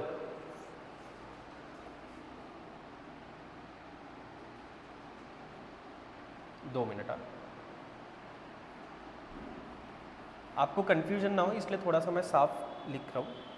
देखो ये तीनों ना डबल डबल काम करेंगे, मतलब 2 दिन का काम ले रहा हूँ मैं डायरेक्टली। तो आप मुझे बताओ ये तीनों पहले तो मिलके काम करेंगे, तो ये ए बी सी अगर 3 के मिल के काम करते हैं तो ये कितना हो जाएगा? 2 हो जाएगा, यहाँ पे 6 और 2 8, 8 और 8 16 और 1 17 हो जाएगा, एक कैरी कर देंगे तो ये 7 7 21 हो जाएगा। तो 2172 ये तीनों मिल के काम करते हैं। अब ये 2 दिन काम कर रहे हैं तो ये कितना काम कर लेंगे भाई? ये हो जाएगा 4, 7 दूनी ये हो जाएगा 14, एक कैरी हो जाएगा 42 और 1 43 हो जाएगा। ठीक है भाई, तो 4344 यूनिट का तो टोटल काम हो जाएगा, मतलब 2 दिन में ए बी सी के द्वारा। फिर अगले 2 दिन में कौन आएगा? तो ए रहेगा, बी रहेगा और डी रहेगा, बराबर मेरे भाई। तो आप मुझे बताओ ए बी डी ये कितना करेंगे? तो ए बी डी इनको ऐड करते हैं तो ये आ जाएगा आपका 2, देन 4 और 2 6, 6 और 9 मतलब 15, एक कैरी कर देंगे तो यहाँ पे आपका हो जाएगा 6, 7 और 7 14, 14 और 6 ये कितना हो जाएगा भाई आपका 20, मतलब ये हो जाएगा आपका 2052। तो ये 2052 तीनों मिल के करते हैं, 2 दिन करेंगे तो ये कितना हो जाएगा आपका ये हो जाएगा आपका 2104, 2104। ठीक है भाई, नहीं इसका डबल कर दिया ना, तो ये कितना हो जाएगा आपका 4000, मतलब यहाँ पे आएगा 4104, इतना यूनिट काम हो जाएगा। ठीक है भाई, अब बस अपने को यहीं पे कैलकुलेशन करना है, बाकी तो फिर अब छापना है। ठीक है भाई, तो आप मुझे बताओ यहाँ पे ए बी सी फिर 2 दिन के लिए आएंगे, वो कितना करेंगे? तो हम बोलेंगे 4344 करेंगे। फिर ए बी डी आएंगे, वो कितना करेंगे? तो हम बोलेंगे 4104 करेंगे। तो बेसिकली हम लोग करते क्या है, हम लोग यहाँ पे बनाते हैं पेयर। तो आप मुझे एक बात बताओ, पेयर अगर हम लोग बनाएं तो इनका पेयर बना लेते हैं, 4 दिन का काम निकाल लेते हैं, तो ये हो जाएगा 8, देन उसके बाद में ये हो जाएगा 4, देन उसके बाद में ये हो जाएगा 4 और ये हो जाएगा 8, तो 8448 इतना यूनिट का काम 4 दिन में हो जाता है। तो आप मुझे एक बात बताओ, 4 दिन में अगर इतना काम होता है तो हमें टोटल कितना निकालना था? हमें टोटल चाहिए था 23760। ठीक है भाई, तो इसको अगर हम लोग 8 से डिवाइड करें तो आपको समझ में आ रहा होगा 8000 के आसपास में, 8 या 24 मतलब 3 पेयर बनेगी। तो 3 पेयर मतलब आपका 6 दिन के आसपास में जाएगा, 6 दिन 5 दिन के आसपास में काम जाएगा। तो आप मुझे बताओ यहाँ पे 8 ये इतना हो गया, यहाँ पे भी कितना हो जाएगा 8448। ठीक है भाई, तो ये आपका अप्रॉक्सीमेटली 16000 17000 के पास में जाएगा। फिर यहाँ पे ए बी सी आएगा, मुझे बताओ ए बी सी फिर कितना काम कर लेगा? तो ये करेगा 4344। ठीक है भाई, तो इनको ही अगर हम लोग सॉल्व करें तो देखो ये 8000 8000 मतलब 16000 16000 और 4000 मतलब 20000 हो जाता है। 20000 400 400 और 400 मतलब ये 1200, तो भी 2100 2200 के पास में जाएगा।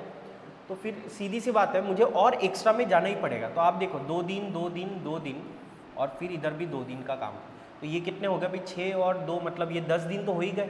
तो डेफिनेटली फिर यहाँ पे मेरे को एक और दिन काम करना ही पड़ेगा, मतलब 11वें दिन। तो 11वें दिन अगर हम लोग बोले तो वो कितना हो जाएगा आपका 2172, इतना तो हो ही जाएगा। तो इसका अगर हम लोग कैलकुलेशन देखें, एग्जैक्ट अगर कैलकुलेशन करना है तो फिर मेरे को तो करना ही पड़ेगा, बट आपको समझ में आ रहा है? देखो ये 8 दिन समथिंग है, ये 6 दिन समथिंग है, ये 5 दिन समथिंग है, यही एक ऑप्शन है जो 11 दिन समथिंग आ रहा है। तो इकलौता एक ही ऑप्शन है, आप डायरेक्टली आंसर टिक कर सकते हो, और एल्स क्या करोगे, फिर आपको इसको एग्जैक्ट सॉल्व करना पड़ेगा और देखना पड़ेगा कि बचेगा कितना, और फिर उसके हिसाब से ये आपका आंसर आएगा। बट आई होप आपको अप्रोच समझ में आया। ये भयानक है, क्वेश्चन भयानक था। क्यों भयानक था, मैं इसको ईजी नहीं बोलूँगा, कैलकुलेटिव था। नंबर जो थे ना वो जानबूझ के ऐसे दिए गए थे कि फंसेगा बच्चा। अब टाइम एंड वर्क में उसने जानबूझ के डाला, कारण ये है कि बच्चों के लिए time and work easy question होते हैं, तो बच्चे जनरली क्या होता है ना, मोह में पड़ जाते हैं। पेपर में अगर क्वेश्चन ऐसा आ गया है ना, भयानक क्वेश्चन वाला, भयानक नंबर नहीं दिखेंगे उसको लगेगा टाइम एंड वर्क है, अरे भाई ये तो मेरा हो गया था, है ना, बहुत ही आसान है, पड़ जाएगा बिल्कुल उसके पीछे में। लेकिन एग्जाम में एक्चुअली मेन गेम यही होता है, आपको अपना मोह बिल्कुल बाजू में रखना होता है ताकि आप कॉन्सेंट्रेट करो मैक्सिमम स्कोर करने पे, ना कि इस पे कि आपको क्या आता है। आई होप आपको समझ में आ रहा होगा। तो ये एक बहुत बड़ी सीख है इस क्वेश्चन से मेरे भाई, खतरनाक क्वेश्चन था। ठीक है भाई, नेक्स्ट क्वेश्चन देखिए। देखो इस क्वेश्चन में क्या बोल रहा है, किसी कार्य को 8 दिन में पूरा करने के लिए 10 पुरुष या 15 महिलाओं की आवश्यकता होती है। यदि 12 दिनों में कार्य पूरा करने के लिए X पुरुष और Y महिलाओं की आवश्यकता हो तो निम्नलिखित में से कौन सा समीकरण सही है। ठीक है भाई, एक चीज समझो, देखो 8 दिन में कार्य पूरा करना है, तो वो ये बोल रहा है कि भाई 10 दिन में 10 पुरुष मतलब 10 मेन और उसने बोला है 15 वुमेन, मतलब 15 मेन या फिर 10 आदमी या फिर 15 वुमेन ये काम करती है, मतलब इनका काम सेम है। तो आप मुझे बताओ मेन अपॉन वुमेन इनका वैल्यू कितना आ जाएगा, इनका रेशो आ जाएगा 3:2 पहली बार। ठीक है भाई, अब क्वेश्चन में आपको ये बोल रहा है कि भाई 8 दिन में अगर काम करना है ना तो 10 पुरुष लगते हैं। तो मुझे बताओ 8 दिन किसने काम किया, 10 मेन, इन्होंने काम किया। अब आपको वो ये बोल रहा है कि भाई अगर 12 दिन में कार्य पूरा करने के लिए X पुरुष और Y महिलाएं, मतलब यहाँ पे X main and Y women ये मिलके काम करते हैं कितने दिन में, 12 दिन में। तो आपको बोल रहा है बताइए कौन सा इक्वेशन सही बैठेगा। ठीक है भाई, तो इजी है क्वेश्चन, कैसे करेंगे वो समझाता हूँ। मेन के बदले आप 3 रख दो, वुमेन के बदले में आप 2 रख दो। ठीक है भाई, तो यहाँ पे अगर आप रखोगे तो ये तो 80 हो जाएगा, और 80 गुना 3 कर दोगे तो ये 240 हो जाएगा। इधर बात करते हैं, m का वैल्यू 2 है तो ये 3 है, सॉरी 3 गुना x कितना हो जाएगा 3x, और ये कितना हो जाएगा आपका 2y इंटू ये कितना हो जाएगा 12।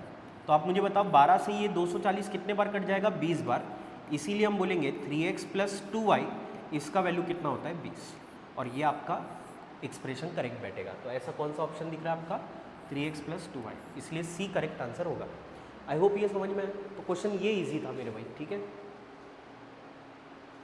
नेक्स्ट क्वेश्चन की ओर आते हैं।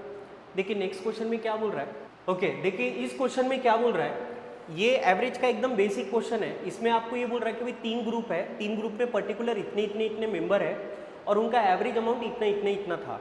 तो आपको ये बोल रहा है बताइए सबका मिला के एवरेज क्या आएगा। तो पहले तो आप एक चीज़ समझो कि भाई यहाँ पे ए में कितने मेंबर थे 49, बी में कितने मेंबर है 35, और सी में कितने मेंबर है तो 31 मेंबर है।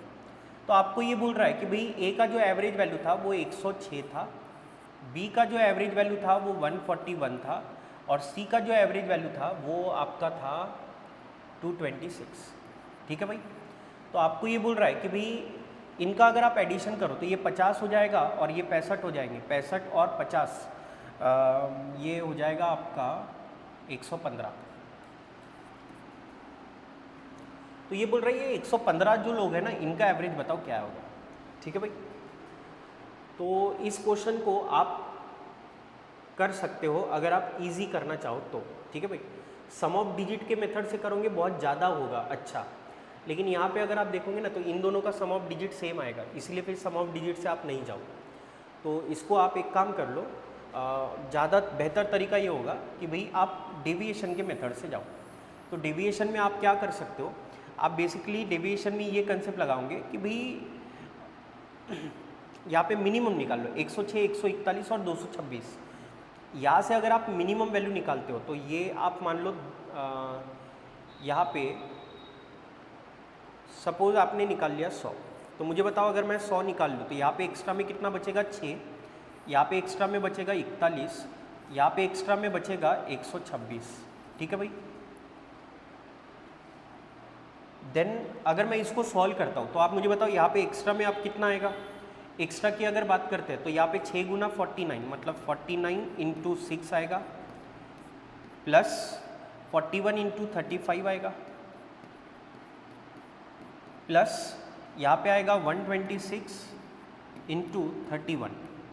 तो इसे अगर हम लोग डिवाइडेड बाई में बात करें तो ये कितना हो जाएगा आपका 115। ठीक है भाई। देन आपको जस्ट इसे सिंपली सॉल्व करना है। अब देखो इसमें होगा क्या, तो यहाँ पे अगर मैं इसको सॉल्व करूँ, सॉल्व कर ही लेते यार क्योंकि ऑप्शन नहीं है दूसरा। तो यहाँ पे ये 6 नम 54 हो जाएगा, यहाँ पे आएगा 4, फिर ये 6 चौ 24 हो जाएगा, 6 नम 54 का 4 लिख लिया, कैरी 5 हो गया, 6 चौ 24 और 5 तो ये हो जाएगा 294, प्लस ये हो जाएगा 35 गुना 40, तो 35 गुना 41 करना है, 35 गुना 40 कर लो, ज़्यादा इजीली हो जाएगा। 70 70 का डबल 1400 मतलब 1435, प्लस ये 126 गुना 31 करना पड़ेगा। तो इसको अगर हम लोग सॉल्व करें तो ये हो जाता है आपका 31 इंटू 6 मतलब 186 हो जाएगा। तो ये हो जाएगा 6, 18 कैरी हो जाएगा। 31 इंटू 2 मतलब 62 हो जाएगा। 62 इसमें ऐड कर लेते हैं तो ये हो जाएगा आपका 80।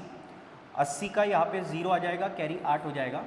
देन 31 इंटू आपका 1 31 हो जाएगा और ये 39 हो जाएगा। तो ये हो जाएगा आपका 3906।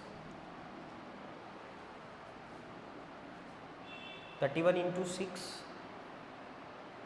36, 6 लिख दिया, कैरी 3 हो गया था।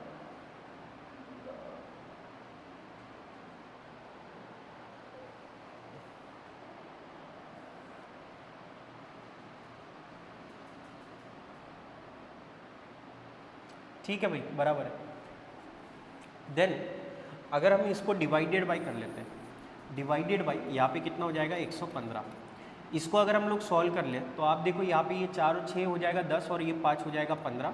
एक कैरी कर देते हैं, 1 और 3 ये 4, 4 और 9 मतलब ये 13 हो जाएगा। कैरी एक कर देते हैं तो ये 10 हो जाएगा, 10 और 4 14, 14 और 2 मतलब ये हो जाएगा 16। एक कैरी कर देंगे ये 4 और 1 मतलब ये हो जाएगा 5। तो ये आएगा 5635 डिवाइडेड बाई में 115 आएगा। तो इसे हम लोग अभी सॉल्व कर लेंगे। तो ये पहले तो 5 से डिवाइड कर लो, 5 दूनी 10, 5 तिया 15 हो जाएगा। 5 एकम 5, 5 एकम 5, 5 दूनी 10, 5 साते 35। 23 से अगर आप डिवाइड करोगे इसको तो ये पहले तो आपका 4 बार जाएगा, 5 बार तो नहीं जाएगा, 4 बार जाएगा और फिर 3 नम 27 मतलब 49 टाइम जाएगा। तो ये 49 और ये 100। तो आप मुझे बताओ इसको अगर मैं ऐड कर लेता हूँ तो फाइनली हमारा यहाँ पे आंसर कौन सा आएगा 149। ठीक है भाई। अब देखो ये क्वेश्चन आसान है लेकिन आप इसका लेंथ देखो, है ना, मतलब कितना भी इजी करेगा कोई भी इसको नहीं कर पाएगा। डोंट वरी, कितना भी कोई ट्रिक लगा ले, कुछ भी कर ले, बहुत जल्दी इसका आंसर निकालना पॉसिबल नहीं है और एग्ज़ाम प्रेशर में निकालना वो तो बिल्कुल भी नहीं है। ठीक है भाई। तो ज़्यादा बेहतर ये होगा कि अगर ये क्वेश्चन आया हुआ है पेपर में तो आप इसको डेफिनेटली स्किप मारो क्योंकि बहुत ही लंबा कैलकुलेशन जाएगा। इतने में भाई मैं बहुत सारे क्वेश्चन कर लूँगा। ठीक है भाई। तो आई होप लेकिन कंसेप्ट समझ में आ गया आपको। नेक्स्ट क्वेश्चन देखिएगा। देखो इस क्वेश्चन में क्या बोल रहा है, 1260 रुपये प्रति सैकड़े की दर से 400 चीकू खरीदे गए और 860 रुपये के लाभ में बेचे गए। तो वो बोल रहा है प्रति दर्जन चीकू का विक्रय मूल्य क्या था। अब आपको याद होगा कि हमने सेम ऐसा ही क्वेश्चन पहले कर रखा है, बट फिर भी अगर मेरे को डायरेक्टली सॉल्व करना है तो हम ये बोलेंगे कि भाई 1260 रुपये ये 100 का दाम था, 400 के लिए 4 से मल्टीप्लाई कर दिया, ये हो गया कॉस्ट प्राइस। ये कॉस्ट प्राइस फिर कितने के प्रॉफिट में बेची गई, तो ये 860 रुपये के प्रॉफिट में बेची गई। जो वैल्यू आएगा ऐड करके वो यहाँ पे आ जाएगा सेलिंग प्राइस, लेकिन वो सेलिंग प्राइस 400 का दाम है। तो हम बोलेंगे 400 का अगर इतना दाम है तो एक का दाम कितना हो जाएगा, 400 से डिवाइड कर लेंगे और 12 का दाम पूछा हुआ है तो हम बोलेंगे 12 के लिए उसको मल्टीप्लाई बाय 12 कर देंगे। आई होप ये समझ में आ जाएगा। तो 12 से जब मल्टीप्लाई करोगे तो ये 3 हो जाएगा और ये 100 हो जाएगा। तो जस्ट सिंपली जो भी वैल्यू आएगी 3 से मल्टीप्लाई करके डिवाइडेड बाय 100 कर दो। ठीक है भाई। तो इसको अगर मैं डायरेक्टली ऐड कर लेता हूँ तो आप मुझे बताओ ये कितना हो जाएगा, 0 6 चौ 24 हो जाएगा, 4 आ जाएगा, 12 चौ 48 और 2 50 हो जाएगा। इसमें ऐड कर लो भाई, तो ये 60 इधर दे दोगे तो या फिर ऐड ही कर लो, तो ये कितना हो जाएगा 0 0 9 5। 5900 हो जाएगा। और 5900 डिवाइडेड बाय 100 करेंगे, 2020 इसके कट जाएंगे और ये 9 तिया 27 हो जाएगा। तो 9 तिया 27, 2 आएगा, 5 तिया 15 और 2 17, 177। वैसे हमने इसके पहले किया था, उसका भी आंसर यही आया था। ठीक है भाई, तो वो भी देख लेना आप लोग। नेक्स्ट क्वेश्चन की तरफ। अब ये आप क्वेश्चन आराम से खुद ही कर लेंगे। मेरे हिसाब से इसका आंसर भी 177 ही आएगा। ठीक है भाई, देख लेना एक बार, आंसर भी गलत हो सकता है, भरोसा मत रखना। खुद से एक बार पहले सॉल्व करके देख लो और फिर आंसर टिक करो। एक चीज़ याद रखना, दूसरा आपको 12 का मूल्य पूछा है। ठीक है भाई, ठीक है, उसी अप्रोच से जाओ। नेक्स्ट इसमें क्या बोल रहा है, किसी कार्य को करने के लिए Q और R एकांतर दिनों में to do a certain work, Q and R work on alternate days with Q beginning the work on the first day. मतलब ये बोल रहा है कि Q और R अल्टरनेट में काम करेंगे, Q उसमें पहले दिन से काम करेगा, पहले दिन Q स्टार्ट करेगा। Q can finish the work alone in 56 days. If the work get completed in 37.5 days, then R alone can finish the half the same work in how many days? Easy question है। ये क्या बोल रहा है कि भाई Q अगर अकेले काम करता है ना तो उसको पूरा 56 दिन में काम खत्म करता है, और अगर अल्टरनेट वे में काम करे जिसमें Q स्टार्ट कर रहा है तो 37.5 डेज लगते हैं। तो आपको ये बोल रहा है कि R अकेले बताओ कितने दिन में काम खत्म करेगा। ठीक है भाई, तो आप एक चीज़ समझो, पहले तो हम ऐसा बोलेंगे कि भाई Q जब काम कर रहा है पूरे काम को तो 56 दिन लगाता है, ये समझ में आएगा। फिर दूसरा देखो कि जब अल्टरनेट में किया गया तो 37.5 डेज लगे। तो आप मुझे बताओ ये 37.5 डेज का मीनिंग क्या हुआ कि भाई इसमें पहले Q आया होगा, फिर R आया होगा, फिर Q आया होगा, फिर R आया होगा। ठीक है मेरे भाई, तो हर 2-2 दिन की पेयर बनेगी। तो 37.5 में पहले तो 36 तक पेयर बनी होगी। कितने की पेयर बनी होगी? तो 18-18 की, है ना भाई। इसका मतलब मैं बोल सकता हूँ कि यहाँ पे पहले 18 दिन Q ने काम किया होगा और फिर 18 दिन R ने काम किया होगा।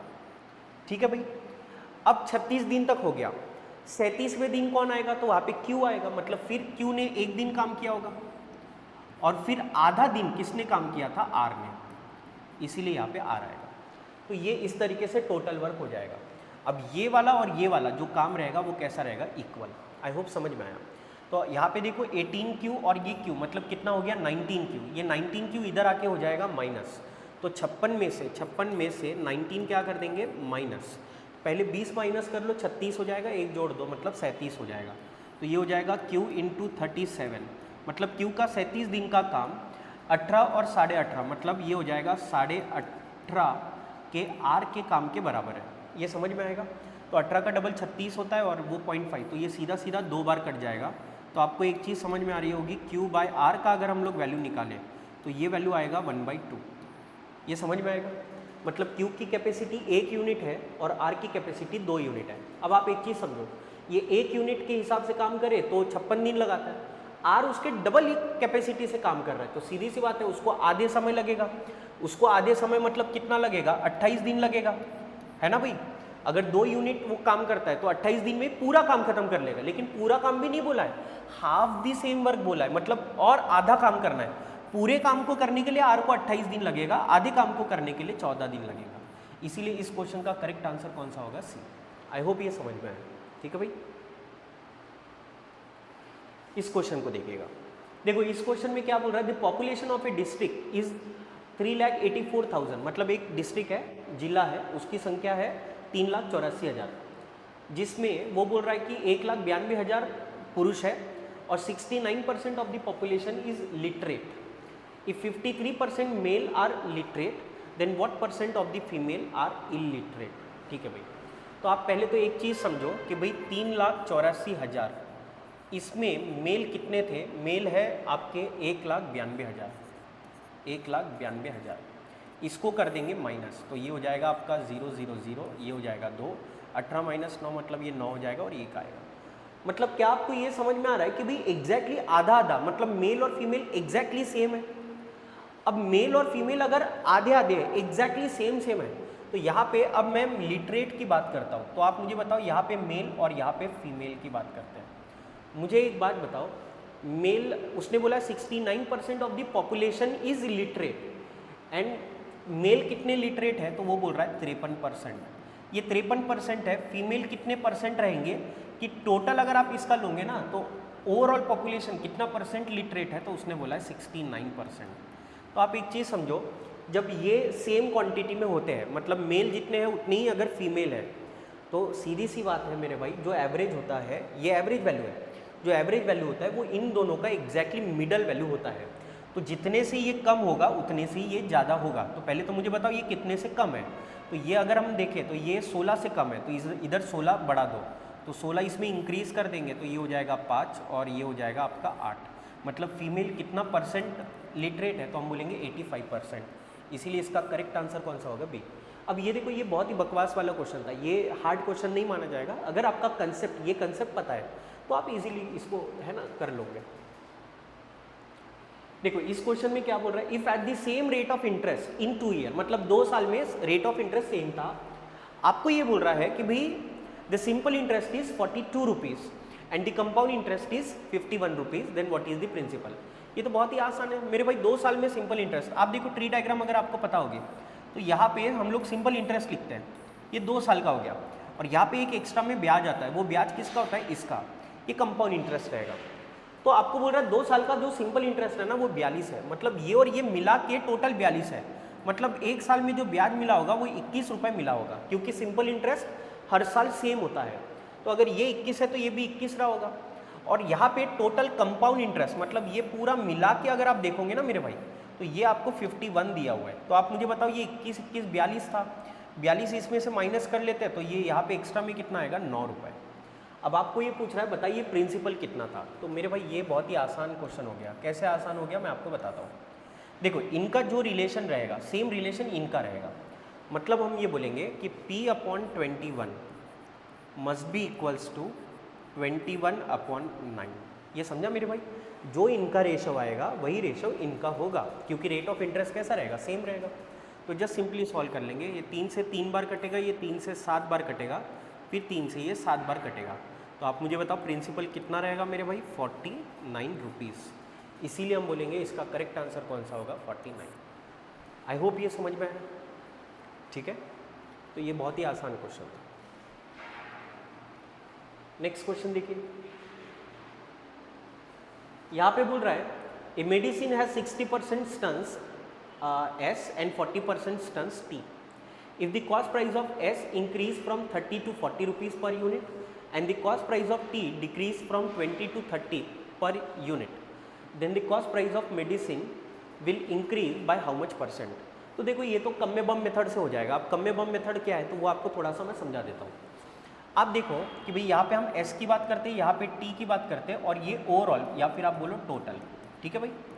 तो आप देखो S का जो कंटेंट है वो 60% था, T का जो कंटेंट है वो 40% था, और टोटल जो रहेगा वो 100% होगा। आई होप ये समझ में आया। आपको ये बोल रहा है कि भाई S का जो प्राइस है वो बढ़ गया, 30 से 40 हो गया। तो आप मुझे बताओ 30 से अगर 40 हो रहा है मतलब 10 रुपये बढ़ गया, किस पे बढ़ा, तो हम बोलेंगे कि भाई 30 पे बढ़ा है, मतलब ये 1/3 हो जाएगा, और 1/3 मतलब होता है 33.33%। तो हम ये बोलेंगे 33 1/3% से वैल्यू इंक्रीज हुई एस की। टी की बात करेंगे, ये इंक्रीज हुआ है इसलिए प्लस, ये डिक्रीज हुआ है, कितना डिक्रीज हुआ है तो 20 से ये बोल रहा है डिक्रीज टू 20 फ्रॉम 30, मतलब 30 से 20 हुआ है। इसका मतलब है कि यहाँ पे भी 1/3 डिक्रीज हुआ है, तो ये हो जाएगा 33 1/3 का डिक्रीमेंट। आई होप ये समझ में आया। तो हमें जो आंसर मिलेगा ना वो मिलेगा आपका परसेंटेज में, ठीक है। मान लेते हैं x% का इंक्रीज या डिक्रीज आएगा, तो जस्ट सिंपली हमें क्या देखना है कि इन दोनों का जो ओवरऑल इंक्रीमेंट आएगा वो इसके बराबर होना चाहिए। तो आप मुझे बताओ जब मैं इसका कैलकुलेशन अब सॉल्व करता हूँ तो इन दोनों को अगर सॉल्व करते हैं तो देखो पहले तो आप इनका रेशो ले लो, ये ज़्यादा ईजी हो जाएगा। ये हो जाएगा 3, ये हो जाएगा 2, ये हो जाएगा 5। आप देखो 3 टाइम 33.33 आएगा, प्लस यहाँ पे माइनस है तो -2 टाइम्स हो जाएगा। तो कहने का मतलब नेट जो आंसर आएगा वो 1 टाइम होगा। तो यहाँ पे आएगा 33.33, मतलब 33 1/3%, और इधर में जो वैल्यू आएगा वो 5 टाइम्स x% आएगा। आई होप ये समझ में आए। तो इसको अगर हम लोग देखें तो 33 1 मतलब ये होता है 100/3%, ठीक है भाई, और इधर में आएगा 5x%। तो ये परसेंट काट दो और पास से ये 20 बार कटेगा। तो कहने का मतलब x का वैल्यू आएगा 20/3%। क्योंकि आंसर पॉजिटिव आ रहा है मतलब वैल्यू बढ़ेगी, तो हम बोलेंगे 21/3, मतलब ये कितना होता है मेरे भाई 3 छंग 18, मतलब 62/3% से वैल्यू बढ़ जाएगी। तो हमारा करेक्ट आंसर कौन सा होगा? 6.67% से इंक्रीज होगा, इसीलिए आपका करेक्ट आंसर बी होगा। आई होप ये समझ में आया।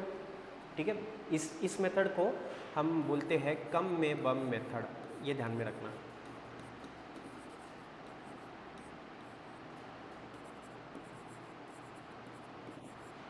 ठीक है भाई, हाथ में लगा हुआ है तो लिखना नहीं जम रहा है, बट आई होप आपको समझ में आ रहा होगा। ठीक है,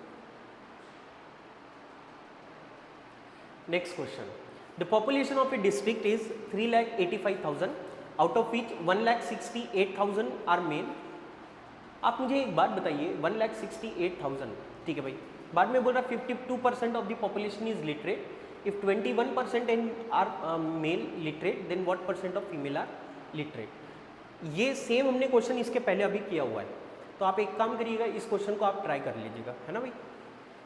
ये क्वेश्चन मैं आपके लिए छोड़ता हूँ, सेम क्वेश्चन भाई, मतलब बस वैल्यू बदल रहा है ना, क्वेश्चन वही है। कर लोगे इसको? ये वाला देखिए, वैसे तो अभी ये भी हो गया है, बट फिर भी करवा देता हूँ। देखो इसमें क्या बोल रहा है कि भाई 3 मेंबर थे, 3 ग्रुप थे, सॉरी, ए बी सी। बोलो ए में कितने सदस्य थे? यहाँ पे थे 30, बी में कितने थे भाई 76, सी में कितने थे 44। ठीक है, आपको ये बोल रहा है कि भाई इनका जो एवरेज खर्चा था हर एक का वो अलग अलग था। कितना था? इसका था 249, इनका था 168 और इनका था 498। तो आपको ये बोल रहा है कि भाई बताइए सबका मिला के एवरेज क्या होगा। ठीक है भाई, तो सबका मिला के अगर एवरेज देखोगे तो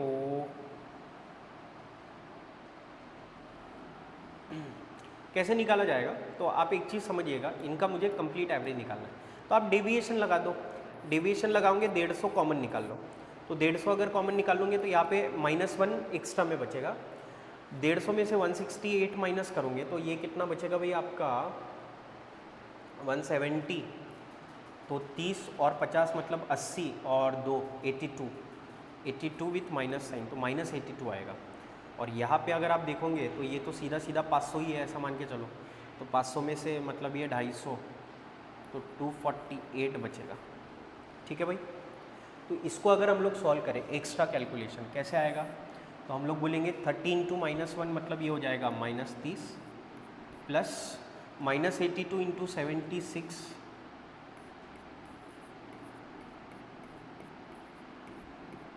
प्लस ये हो जाएगा आपका 248 × 44 डिवाइडेड बाई 30 + 76 मतलब 106 हो जाएगा। 106 और 44 मतलब ये हो जाएगा 150। ठीक है भाई, इसे अगर हम लोग सिंपली सॉल्व करने की कोशिश करें तो आप देखो, पहले तो इन दोनों को सॉल्व कर लो, तो ये हो जाएगा आपका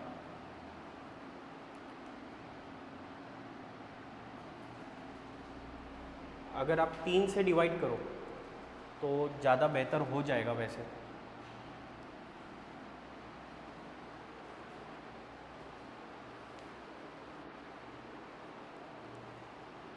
इसका अगर आप कैलकुलेशन देखोगे तो ये होता है आपका 248 × 44, तो ये हो जाएगा आपका 10,912 प्लस इसका अगर आप देखोगे तो ये होता है आपका 82 × 76, ये हो जाएगा आपका 6,232। ठीक है भाई, और ये हो जाएगा -30 डिवाइडेड बाय 150। तो इसमें 10,912 अगर मैं ये जोड़ देता हूँ तो ये वैल्यू हो जाती है 4,680 और उसमें से भी मेरे को 30 माइनस करना पड़ेगा डिवाइडेड बाय 150। तो इसको अगर हम लोग सॉल्व करेंगे तो ये हो जाएगा आपका 50, ये हो जाएगा 6, ये हो जाएगा 4।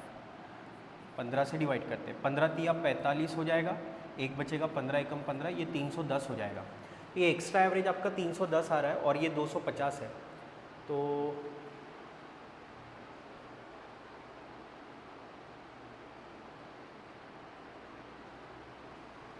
नहीं, ये यहाँ पे 150 था ना, तो ये 31 ही आएगा, 0 0 कैंसिल हो जाएगा, तो ये 31 आएगा। 31 इसमें ऐड कर लेंगे, तो 31 ऐड करेंगे, 250 प्लस 31 मतलब ये कितना हो जाएगा आपका 281, मतलब करेक्ट आंसर इसका हो जाएगा 281। ठीक है भाई। अब देखो इसका भी कैलकुलेशन भयानक है, मैं आपको देखो कैलकुलेशन नहीं बता रहा हूँ यहाँ पे, मैं आपको ये बता रहा हूँ सॉल्व कैसे करना है, बाकी आप भी वही सॉल्व करोगे जो मैं सॉल्व करूँगा। ठीक है भाई। तो कैलकुलेशन को हम लोग बाजू में रख रहे हैं, क्योंकि एग्जैक्ट अगर पेपर में हम लोग जब सॉल्व करते हैं तो हम लोग ये भी डिसाइड करते हैं कि ये क्वेश्चन मुझसे होगा या नहीं होगा, और कैलकुलेशन अगर हेवी आ रहा है तो हम डेफिनेटली उसको स्किप मारेंगे। तो हमारा एम ये देखो, हम टॉप के क्वेश्चन ले रहे हैं, इसका मतलब डेफिनेटली उनके कैलकुलेशन में दिक्कत है। तो कैलकुलेशन को मैं यहाँ पे मेन मेरा ऑब्जेक्टिव नहीं है, मेरा ऑब्जेक्टिव ये है कि उस जो क्वेश्चन आपने छोड़ के आए हो उसको अप्रोच कैसे किया जाता है। ठीक है भाई, आपको बस कंसेप्ट पे ध्यान देना है, इसीलिए इसका क्वेश्चन आंसर आपका होगा 281। आई होप ये समझ में आया। अगर चाहते तो आप यहाँ पे सम ऑफ डिजिट से जा सकते थे, क्योंकि यहाँ पे अप्रोक्सीमेट नहीं बोला है, तो सम ऑफ डिजिट का कंसेप्ट लगा के इसको आंसर जल्दी से निकाला जा सकता था। ठीक है भाई। अब देखो वही क्वेश्चन रिपीट हो रहा है। ठीक है, बोल रहा है एक जिले में जनसंख्या कितनी थी, 3,33,000, जिसमें से 2,13,000 पुरुष है, तो 71% जनसंख्या साक्षर है, 71% पुरुष साक्षर है। तो ये क्वेश्चन सॉल्व ही नहीं करना था, ये कंसेप्चुअल था। ये बोल रहा है पूरे लोगों का 71% अगर लिटरेट है और 71% पुरुष भी साक्षर है, तो ये तभी पॉसिबल होता है जब फीमेल भी 71% ही साक्षर होगी। तो फीमेल का कितना परसेंट लिटरेट रहेंगे, तो हम बोलेंगे 71%। ये तो मेरे को नहीं लगता किसी को छोड़ना था, ये कंसेप्चुअल था बिल्कुल। मतलब अगर मैं बोल रहा हूँ कि ये ए क्लास है, ये बी क्लास है, तो अगर ये 10% स्कोर कर रहा है ना और ये भी 10% कर रहा है, तो याद रखना इनका जो ओवरऑल आंसर आएगा वो भी 10% ही होगा। तो यहाँ पे उल्टा दिया है, यहाँ पे टोटल दिया है और एक बंदे का दिया है, तो दूसरे बंदे का क्या होगा, वो भी 10% ही होगा, है ना भाई। सिंपल सा कंसेप्ट है। ओके भाई, देखिए इस क्वेश्चन में क्या बोल रहा है, इसमें आपको ये बोल रहा है कि भाई स्ट्रीम का जो स्पीड है वो 6 का है, और सेम डायरेक्शन में जब गए थे तो 56 किलोमीटर ट्रैवल किया, अपोजिट में 39 किलोमीटर ट्रैवल किया, और टोटल जो टाइम लग गया ना वो 7 घंटे लग गए। तो आपको ये बोल रहा है कि भाई बताइए जो बोट का स्पीड है स्टिल वाटर में वो क्या रहा होगा। तो ये इजी क्वेश्चन है, आप मुझे एक बात बताओ, बस मुझे ऐसा लग रहा है ये कैलकुलेटिव होगा तभी क्वेश्चन इसमें आया है, अदरवाइज नहीं आता। ये तो क्वेश्चन ईजी है। तो यहाँ पे देखो ये 56 किलोमीटर ट्रैवल कर रहा था और वो सेम डायरेक्शन में था, बोट का स्पीड निकालना है, तो हम ये बोल देते b+6, और उधर में कितना है भाई 39 है ना, तो ये आएगा 39 किलोमीटर, और यहाँ पे आ जाएगा आपका b-6। इन दोनों का जो टोटल टाइम आता है वो आता है 7 घंटे। ठीक है भाई। तो इसको आपको सॉल्व करना है कि भाई यहाँ पे b का वैल्यू क्या आएगा, बस वही निकालना है आपको। तो ऐसे सॉल्व करने से ज़्यादा बेटर है आप ऑप्शन से जाओ। ठीक है भाई। देखो अगर ये 22 मैं यहाँ पे रखूँ तो 22 और 6 कितना हो जाएगा 28। 28 से ये 56 कितने बार 2 बार कट जाएगा, तो यहाँ पे तो 2 आ जाएगा, लेकिन 22 - 6 करता हूँ तो ये आएगा 16, और 16 ये 39 को एग्जैक्ट काटेगा नहीं, तो आंसर एग्जैक्ट तो नहीं आएगा, लेकिन यहाँ पे एग्जैक्ट दिया है 7, इसीलिए 22 तो इसका करेक्ट आंसर नहीं है। ठीक है भाई। 7 की बात करते हैं। अच्छा 22 से आंसर क्या आ रहा था, तो ये आएगा आपका 2, और वो आएगा 39/22, तो 39/22 अगर आप रखते हो तो ये हो जाएगा 1 पॉइंट समथिंग आएगा, 1 पॉइंट समथिंग आएगा, तो ये 3 पॉइंट समथिंग टोटल आंसर दे रहा है। ये 7 है, ये नहीं हो 7 अगर रखते तो 7 और 6 कितना हो जाएगा 13, तो ये हो जाएगा आपका 56/13 डिवाइडेड प्लस ये आपका 39/1, ये तो बहुत ही ज़्यादा हो जाएगा, इसीलिए ये भी ऑप्शन नहीं होगा। 15 की बात करते हैं, 15 अगर रखेंगे तो 15 और 6 कितना हो जाएगा 21, तो ये हो जाएगा 56/21 प्लस ये हो जाएगा 39, 15 - 6 मतलब ये हो जाएगा 9।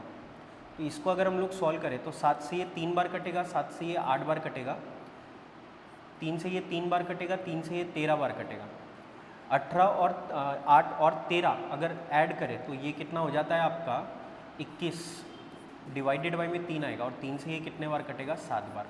ये सेटिस्फाई कर रहा है, इसलिए आपका करेक्ट आंसर कौन सा होगा? सी। आई होप आपको ये समझ में आया, ये ज़्यादा बेहतर रहेगा। अदरवाइज ऐसे अगर आप सॉल्व करोगे ना तो अलजेब्रिक आइडेंटिटी लगा लगा के परेशान हो जाओगे, अच्छे इक्वेशन बनेंगे और सॉल्व करते वक्त पेपर खत्म हो जाएगा, तब आपका आंसर आएगा। समझा मैं क्या बोला? ठीक है भाई, देखो नेक्स्ट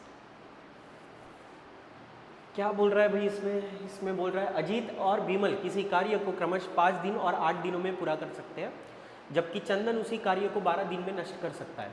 अजीत पहले दिन कार्य करता है, बीमल दूसरे दिन और चंदन तीसरे दिन। ठीक है भाई, तो ये हमको समझ में आ रहा है, अजीत है, बीमल है और चंदन है। ये चंदन जो है वो चंदन लगा के जाता है। ठीक है भाई, तो अमल ये 5 दिन काम करता, 5 दिन में काम पूरा करता है, ये 8 दिन में, और वो 12 दिन में पूरा ख़त्म करता है। ठीक है भाई, तो इनका अगर हम एलसीएम लेने की कोशिश करें तो 5 और 8 का एलसीएम जो होता है वो 40 होता है। 40 और ये 12 का अगर हम लेना एलसीएम तो 120 हो जाएगा। तो 120 अगर हम लोग देखें तो ये 5 दूनी 10 और ये 24 हो जाएगा। 8 से डिवाइड कर लो तो 8 एकम 8, 8 पंचे 40 हो जाता है और ये हो जाता है 20। ये तोड़ेगा इसीलिए -20, ये जोड़ेगा इसीलिए प्लस, है ना भाई। तो आप देखो, आप क्वेश्चन में पूछ क्या रहा है, ये है उनके एक दिन का काम। अब आपको क्वेश्चन में ये बोल रहा है कि भाई पहले दिन अमल आता है, दूसरे दिन बीमल और तीसरे दिन चंदन, और इस तरीके से कार्य होता है, तो पूरा काम कितने दिन में होगा। तो ये तो क्वेश्चन ईजी हो जाएगा। अब बोलो टोटल वर्क कितना है भाई? 120 है। पहले दिन अमल आएगा, वो कितना करेगा? 24। दूसरे दिन बीमल आएगा, 15 करेगा, और तीसरे दिन सब तमाम करके जाएगा सी। तो आप मुझे बताओ, ये 24 करेगा, ये 15 करेगा, ये कितना हो जाएगा? 39। उसमें से 20 माइनस हो जाएगा, मतलब नेट 3 दिनों में जो काम होगा वो 19 यूनिट का होगा। ठीक है भाई, अब आप मुझे एक बात बताओ, 19 मतलब ये 20 ही है अप्रॉक्सीमेटली मान लो। तो अगर मैं 6 पेयर बनाऊँ ऐसे 6 पेयर, तब जाके मैं ये बोलूँगा कि भाई 6 दिन में जो काम होगा, 6 पेयर में जो काम होगा,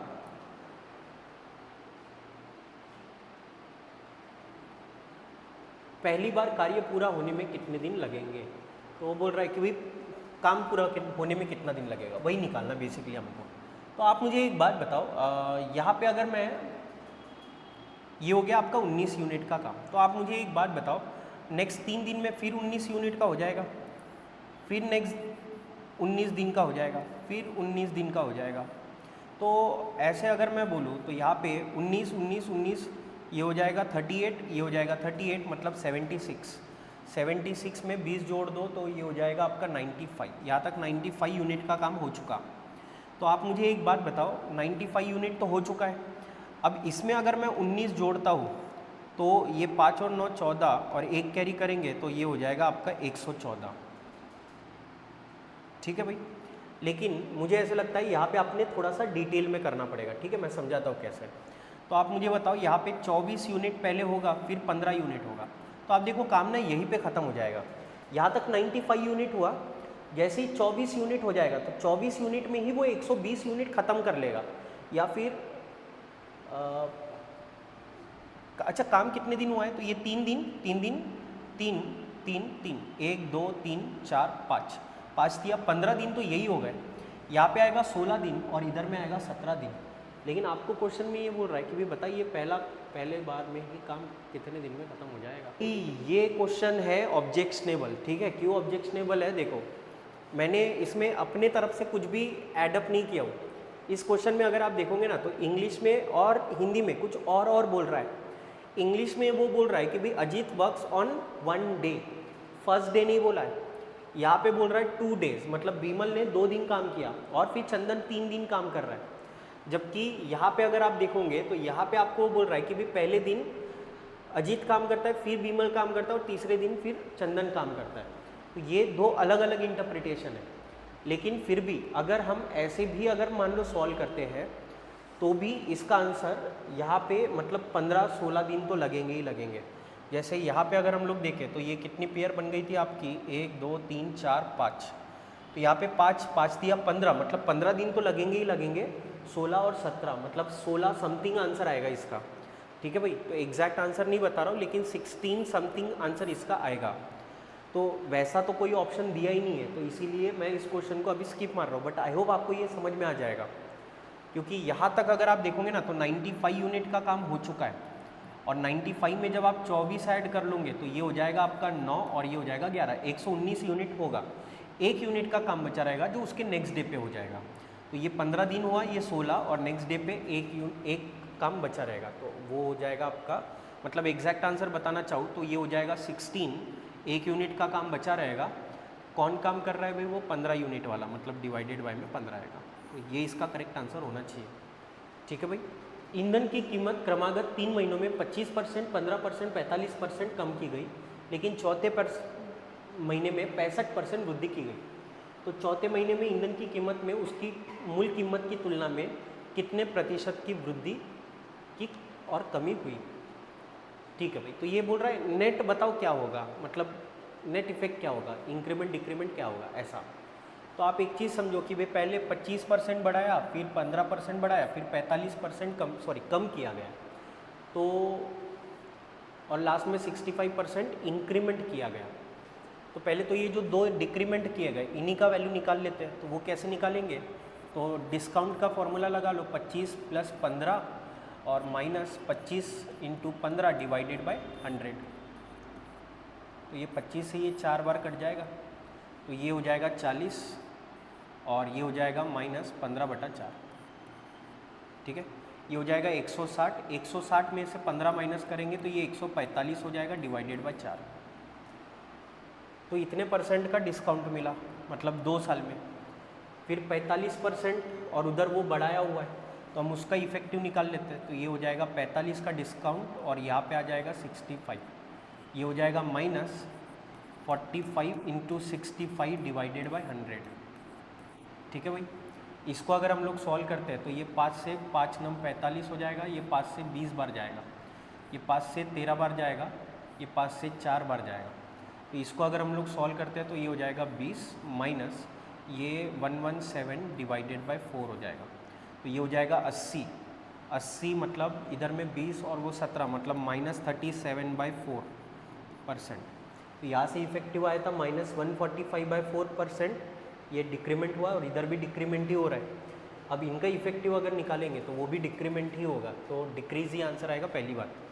अब इसको अगर हम लोग सॉल्व करते हैं तो ये भी डिक्रीज़ हो रहा है, वो भी डिक्रीज़ हो रहा है। तो यहाँ पे आएगा 145/4 + 37/4 माइनस 145/4 × 37/4 डिवाइडेड बाय 100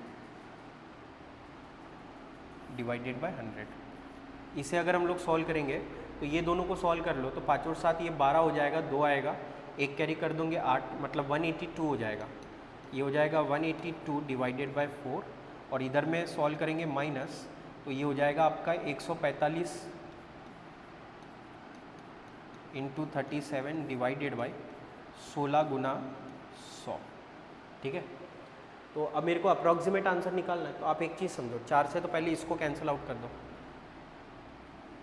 अप्रॉक्सीमेट कैसे निकालते हैं वो बताता हूँ। देखो 4 से इसको कैंसिल आउट कर लो, तो ये हो जाएगा 4 × 4 = 16 और फिर यहाँ पे 3 आएगा, 4 × 8 = 32 हो जाएगा, माइनस समथिंग आएगा, बराबर मेरे भाई। तो आप एक चीज़ समझो, जो भी आंसर आएगा वो 48 से कम होगा। पहली बार डिक्रीज़ हो रहा है, तो ये बी गया तुम्हारा आंसर और सी गया तुम्हारा आंसर। तो आंसर या तो आपका ए है या तो आंसर आपका बी है। ठीक है भाई। अब इसका आंसर अगर मेरे को निकालना है तो आप देखो यहाँ पे 16 से अगर आप कैंसिल आउट कर लो या फिर 4 से कैंसिल आउट कर लो, तो ये 4 × 4 = 16 हो जाएगा। 4 से इसको कैंसिल आउट करो, 4 × 3 = 12, 2 बचेगा, ये 4 × 6 = 24 बोल सकता हूँ मैं। और फिर 4 से ये 9 बार काट देते हैं, तो 9 × 37 अगर मैं कर लूँ तो 9 7 9 63 हो जाएगा, और फिर 9 × 3 = 27, 27 और 6 333, मतलब 3.33 आएगा। तो 3.33 अगर मैं इसमें से माइनस कर लेता हूँ तो ये 3.33, ठीक है, मैंने ये अप्रॉक्सीमेट लिया तो 3.33%। तो ये अगर हम माइनस कर लेना तो ये 44 पॉइंट समथिंग आ रहा है। तो आप देखो 44 मतलब आपका ये वाला करेक्ट आंसर आएगा, डी करेक्ट आंसर होगा। आई होप आपको ये समझ में आया। ठीक है भाई। कैलकुलेशन अगेन बहुत ही घटिया लेवल का था, बट वही है, कैलकुलेशन था ख़राब, इसीलिए तो पेपर में वो टफ में आया। बहुत कम ही बच्चे इसको, हार्डली 5 या 6% बच्चे इस क्वेश्चन को कर पाए। ठीक है। तो क्वेश्चन वैसा था, मतलब बहुत सारे बच्चों ने इसको स्किप मारा होगा। ठीक है भाई।